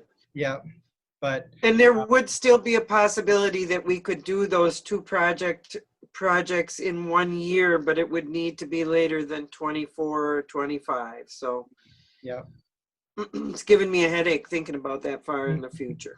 Mm-hmm. Corey, I've been seeing, some activity on Crossman Road. Is that your engineering firm? Are you guys out there shooting grades and doing core samples and whatnot? Yes, we did completed the topographic survey for Crossman. So I actually just got that survey and drafted today and started looking at it. So that was our crews out there surveying. Sure. Are you going to be kind of in the design phase of what we need for fill and all that stuff pretty soon, so we have something to look at? Yeah, we're starting the design phase right now. So, you know, we're going to, for the most part, it's pulverizing and reconstruction. Sure. We're not looking to, majorly adjust grades or things like that. Right. Yep. We are looking at improving the Hope Lake Road pork chop and, some widening closer to where Daybreak is at. But Correct. Other than that, I wouldn't expect a ton of cut and fill and earthwork. Right. We're trying to keep it as economical as possible, but right. we should have, we'll be working on the designs here, and we should have some, more refined cost estimates once we start digging into the design. Great. Are you locating all the existing culverts, things like that now? Yes, all of those were surveyed as a part of the work that our survey crews did. Okay. Is that scheduled? I mean, we looking to build that road in next summer, fall? And what is the schedule? I think June is a good time to go. I do too. I don't know. I think we have January and February and March to look at the design and have a couple meetings. Yeah, I think ultimately, we were hoping to, get that design completed and then, have flexibility to put that out to bid so we can, get bids back and see, where it lands and then, construct. I hope, I don't know, was there any change in the funding deadline for the MLS that then changed program? No. We actually have funding extending, I think, to 26 or 27 for Crossman. And that's why, if we needed to juggle and do Rock Lake Road first, we certainly could do that. I guess there's no adjustment as far as I see. Our funding for that road is much longer term than 2023. So I don't think we should use that time. I think as long as we have the money, that CD is going to be up in 6 months and then maybe, renewed for another 3 months, as Sharon had said. So I think we need to march forward, get it done. Yeah, and that's what we're kind of proceeding with. So we'll that'd be awesome. Together, and the best time to bid these projects is late winter, early spring. All the contractors are kind of trying to line out their projects for bidding them. So that's kind of our target, so we get the best bids possible. Yep. All right. Our 6-year road plan again was altered. Never fails. Item D, discussion and decision on EMS service agreement or contract establishment with Lake Mills EMS. I see you, Dave. Hello. Hello. Why don't you present what you have? Basically, I wanted to start off with our per capita rate for your area at $7, and it's going to be Same thing for last year. So that hasn't gone up. Basically, what I want to do is just give you a readout of what happened between December 1st of 2019 and December 1st of 2020. And basically, there has been a significant increase in the amount of runs in your service area. Some of that is COVID. A lot of it is due to the construction that took place on 994 between Interstate 254 and Highway A, because I believe that is all your boundary there. A lot of these calls, there wasn't a major increase in anything except for we did have a little bit more in cardiac arrest. We're going to have to wait till the information comes out, it's finalized, to make sure it was related to natural causes versus COVID. That's going on right now. We got a total of 96 service or transports out of your area, or service calls out of your specific area. Again, a lot of those are on the construction site. A lot of them are on lakeside properties there off of B, across the residences there off of Dolores, Manchester, all in that area. Hey, Dave. And, yep. You're kind of breaking up on your audio. If you turn off your video, sometimes that helps the bandwidth and such. So we can understand you a little bit better. Okay. Hold on.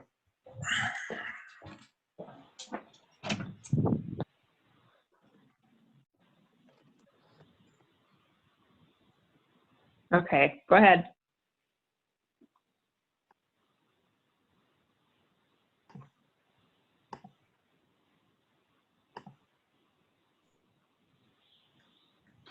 You want to try it from that location, Dave?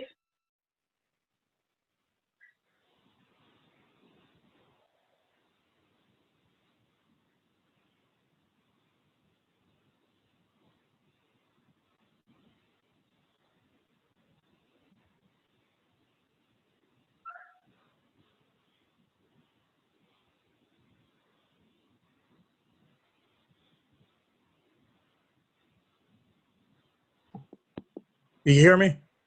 Yes, go ahead. Okay. So where I was leaving off at is that a lot of these runs were over by Highway B and in the Shorewood Hills area, pretty much along lakefront properties. Obviously, most of them elderly. There was a significant increase in cardiac arrests, which we are going to address because we need to find out whether it was related to COVID or natural causes and things like that. We did have a study that was done for the whole county, and you guys were probably addressed with this, saying that we had a significant long response time. Actually, the time that was put in their study said that it took us 12 minutes to get to your locations, which I definitely disagree with. We did go back to the county, talk to the dispatch center, and they have us down for 10 minutes for response times. Actually, for a facility who does not provide anybody in-house, most of the time this is actually a pretty good number. So I'm not sure what was passed on to your staff in regards to response times, but I want to let you know that that 10 minutes is actually very good. As far as the future is concerned, I would like to make sure that we are in agreement with your location, that that we're still going to be providing the service on an annual basis. There have been some kind of irregular changes, especially with the fire department, because they're going through a program we're going through Mavis, and they are calling other units and dispatching those units to locations in certain areas, and they're not letting us necessarily know about it. So I want to make it very clear that nobody is to be doing any transporting out of somebody else's jurisdiction without our notification of it. Outside of that, I don't have very much else to tell you except that we are the first ones to try a medication called nitrous oxide. It's basically nothing but laughing gas. We're the first ones in the county to do it, and we're actually one of the first ones in the southern part of Wisconsin to even try it. It's been working good from the standpoint that we don't have to call paramedics as much because it allows us to work with the patient without having so many invasive procedures. It's used a lot for pain control. And as long as the person doesn't have a head injury or have a punctured lung, they're able to pretty much succeed with it. And you can use this from, for a pediatric age of 10 all the way up to adult. This is gonna make a big difference in the amount that paramedics do have to necessarily be used. So I just wanna make sure that I share that with you. That's all I have. Any questions?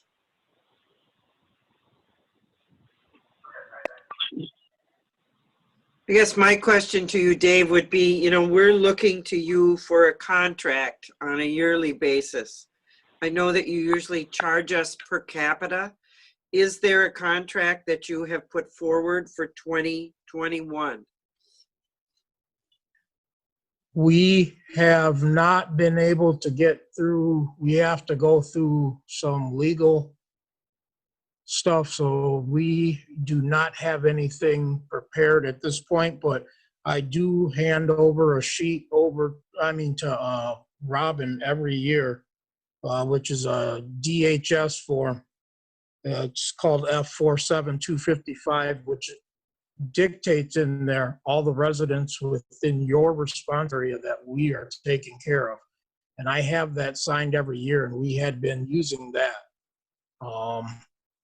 I don't know if Robin can verify that or not, but I did send it to her again today just to make sure. Dave, that kind of shocks me when you say that the Lake Mills Fire is calling other jurisdictions. Doesn't your EMS service follow the same fire district as Lake Mills? And don't you normally, if they have a fire, don't you normally respond to that location automatically? We do, but they determine what EMS is going to be used and how it's going to be used at those stages. And I'm sorry, Dave, but I don't, to be honest with you, I don't know too much about it because this is something that kind of started off in August. And basically what I've been told is because we're a private service, private services are not covered by by our division, which is Division 118. Insurance-wise, we're just simply not covered. And it isn't just us, it's any private service that would be in our jurisdiction. So for example, Ryan Brothers, who provides service for the city of Fort Atkinson, same thing with them. They're not covered, so it's up to the fire department to provide whatever service it is to come to the incident. And the reason why is because the incident is only covered insurance-wise for that division. I have not been told yet that we are not part of Division 118.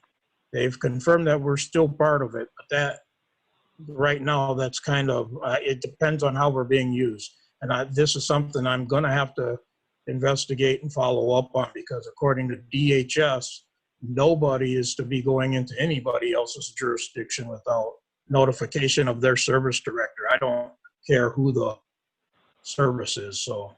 Right, yeah. Wow. Yeah, you're gonna have to get that ironed out. Otherwise, there's gonna be picking and choosing going on, and that's just not right.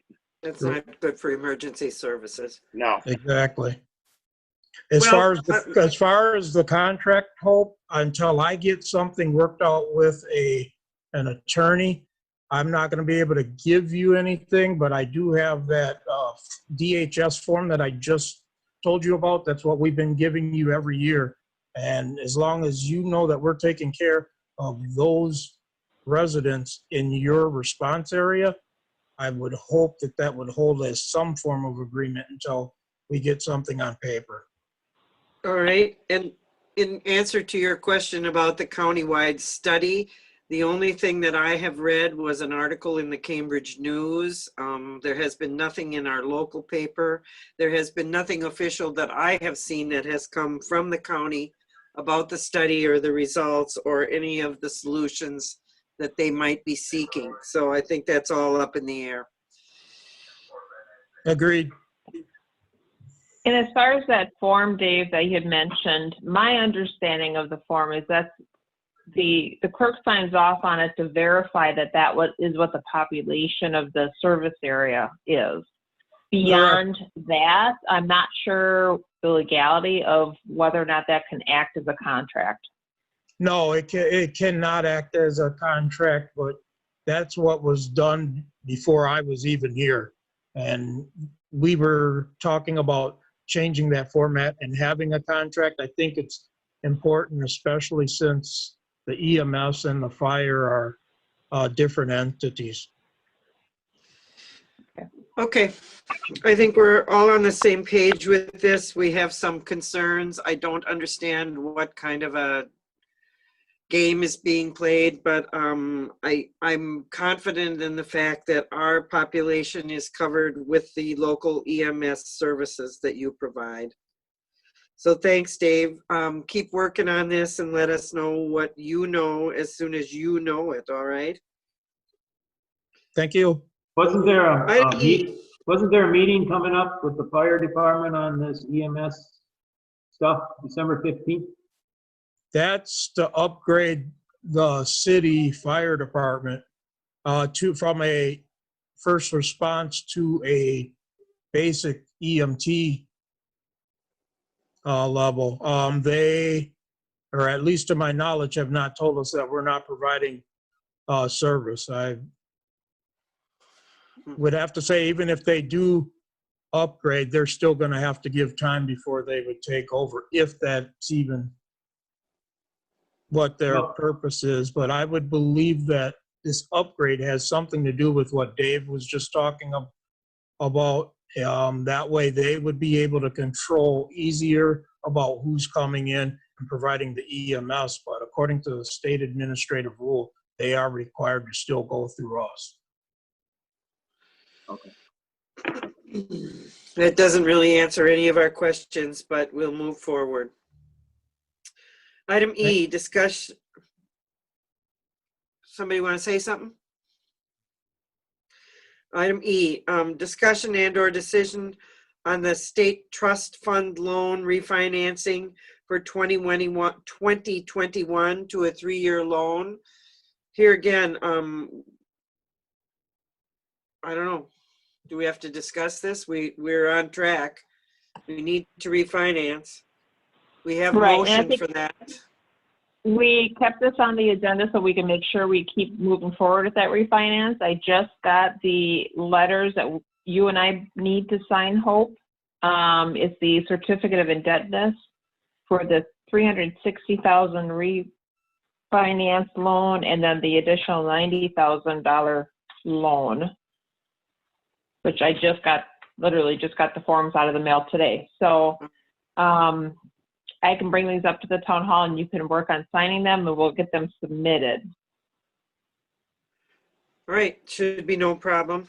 That's the update. We're going to go forward with those signatures and make sure that gets in the mail at the first of the year. Item F, discussion or decision to discuss the need for a spring 2021 referendum to direct the development of the future expansion of the Cambridge area fire and EMS station. Another hot topic.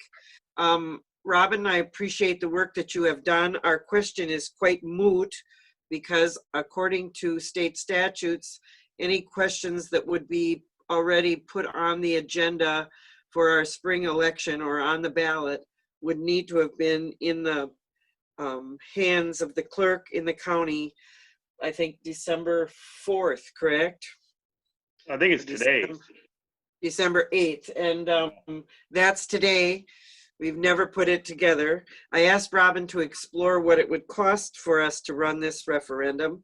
I've had several discussions with people in the Cambridge area about what's going on and what the real need is. Do we truly need to do a referendum, or can we solve this problem, make this question come before us at our town's annual meeting?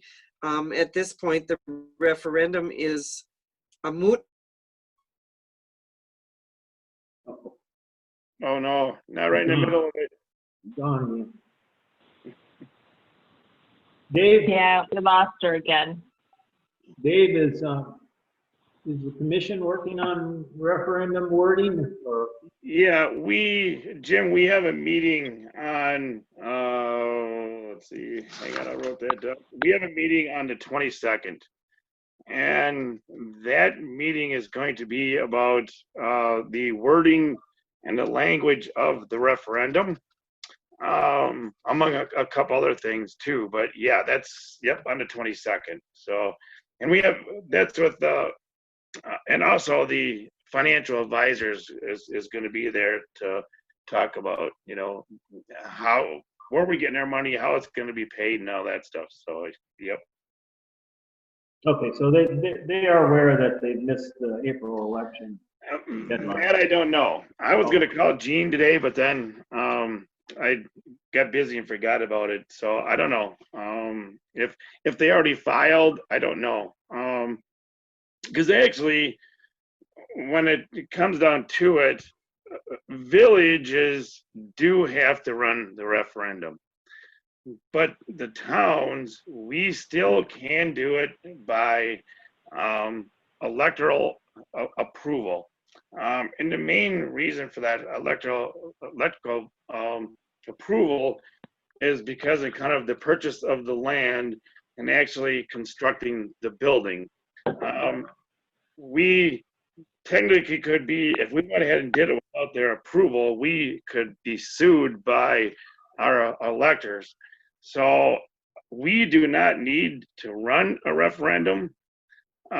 We can just do it at the annual meeting by electors, which I don't know, Jim, which way is more dangerous. Because if you get 2 or 3 electors in there that are outside of the district and don't want it, you know, it's a thumbs down.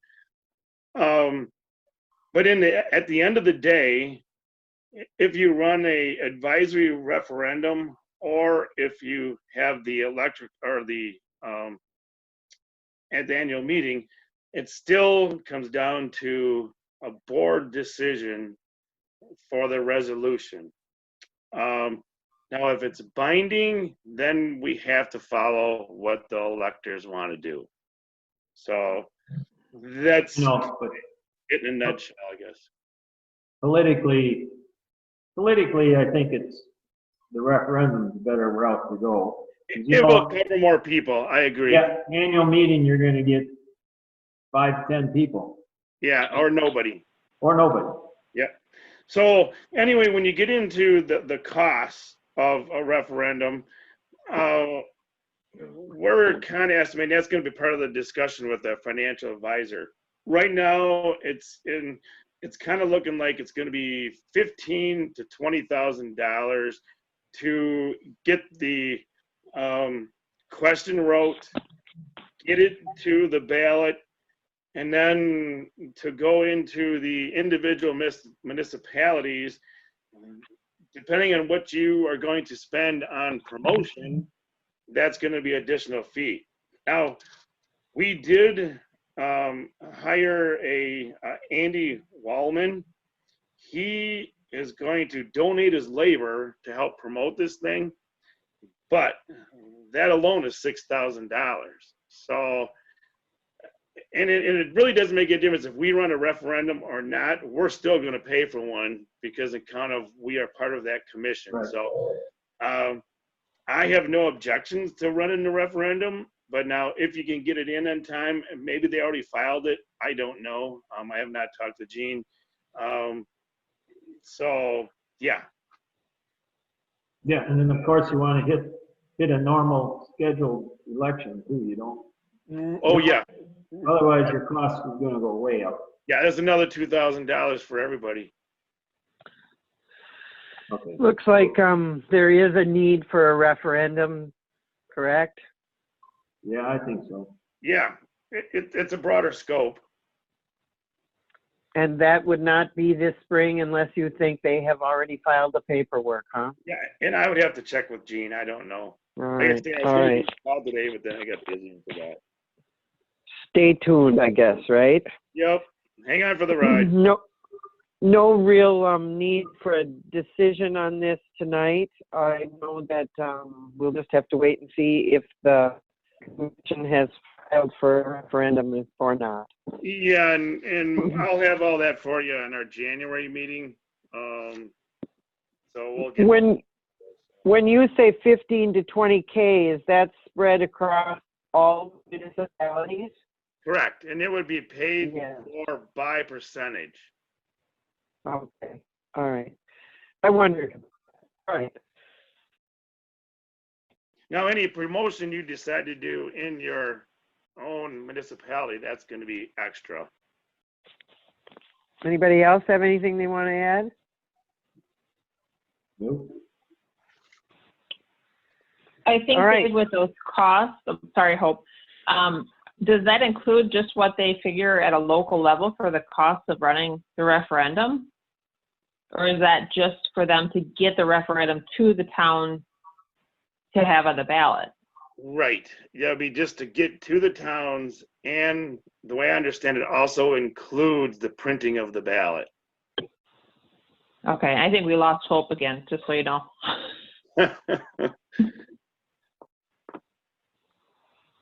If my figures are correct, it's like $3.90 per $100,000 of assessment is what our portion would be to fund that fire station for 20 Yeah, years. you're pretty close, Jim. The way I see it, we'd be somewhere between $3 and $5. So yeah, $3.90 is what you said. You know, Yeah. is kind of yeah. Okay. It sounds like a lot of money because you know it's going to be somewhere between $300,000 and $500,000 our share.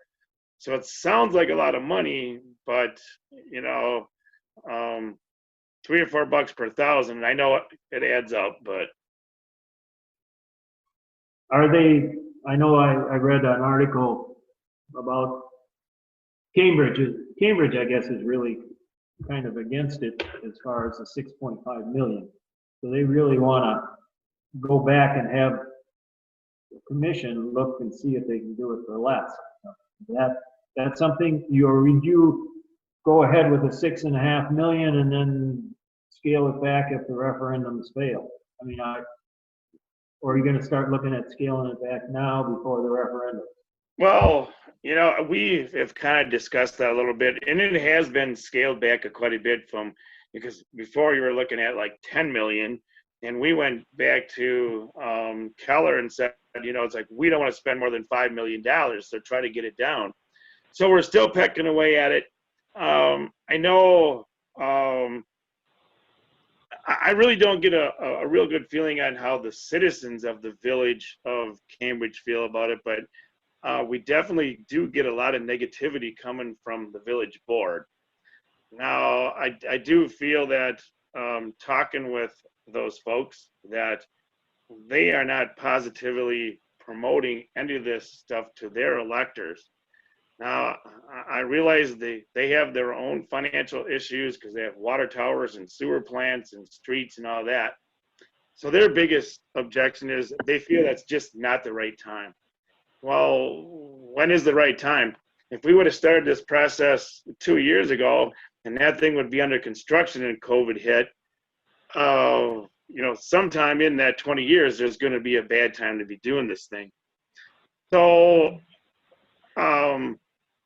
even when we have a guy that wants to donate his labor to work on the promotion and YouTube videos and charges $6,000 just for the cost of his inputs, we got abstain from the village board, which to me is really silly. But anyway, yeah, we get a lot of pushback from the city. And I think strictly they're looking at the financial end.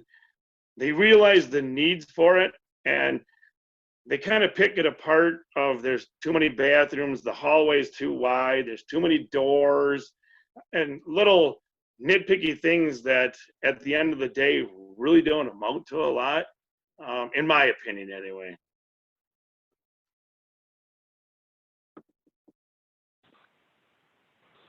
Say, Jim, you said $3.90 per, what was it per?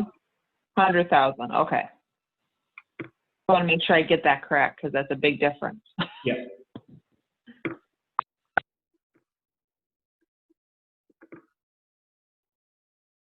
Oh, back. Oh, yeah, she's back. Or is she not?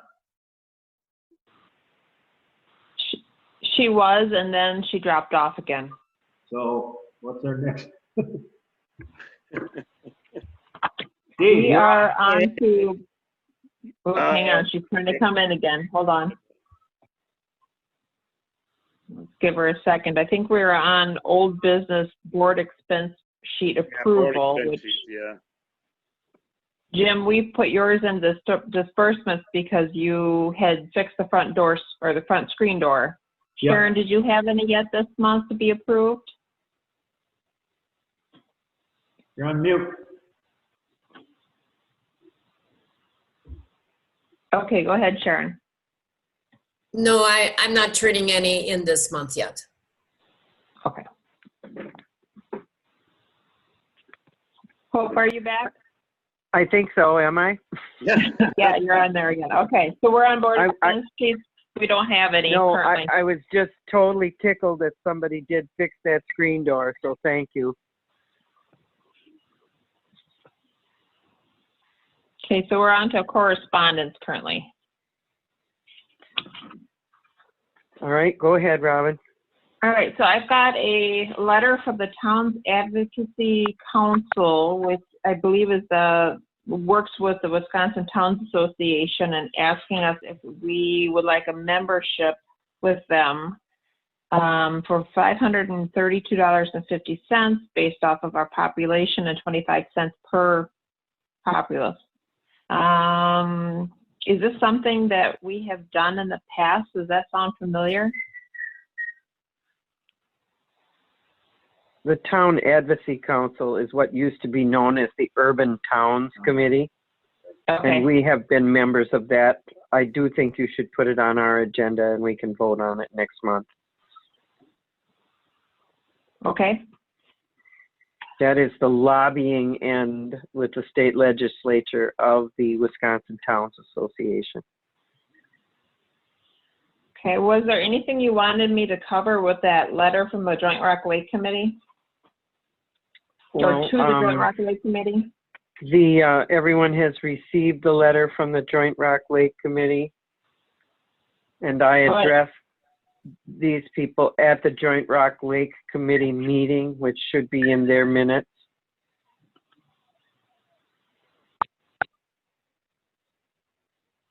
I don't believe we need to take any action on it tonight. We'll just note that we received the letter. Is this a letter from the Joint Rock Lake Committee making, I don't know.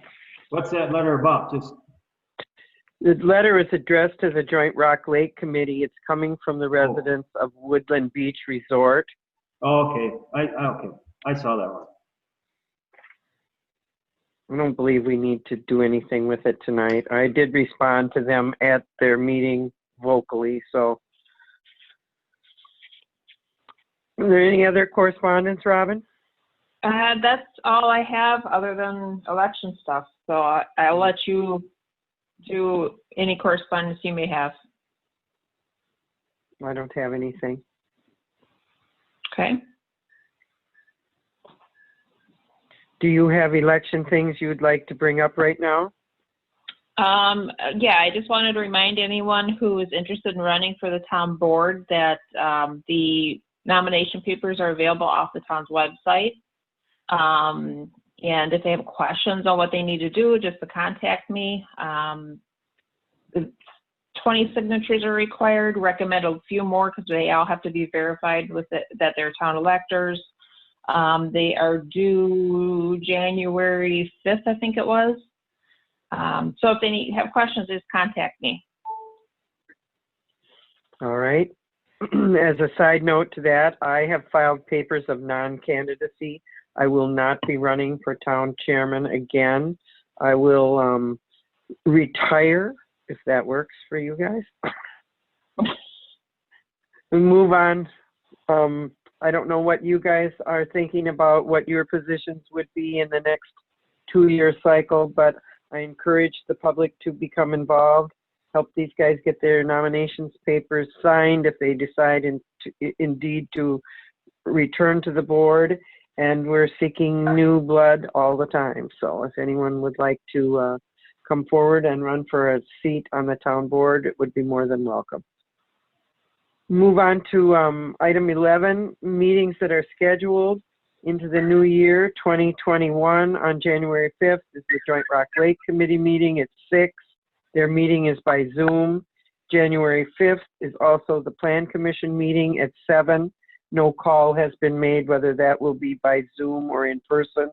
And our next regular town board meeting is January 12th at 7 p.m. That too, we will see whether we are going to do that in person or by Zoom. I don't believe there are any other meetings that I know about that we have scheduled. Is there a motion to adjourn? I'll make it. I'll Is there a second? Second. I'm very sorry that my iPad has been acting up tonight. I'm sorry this has been so clunky, but I appreciate your help, you guys at the town hall and at home. Thank you very much, and I will now close the meeting. We'll adjourn. Thank you.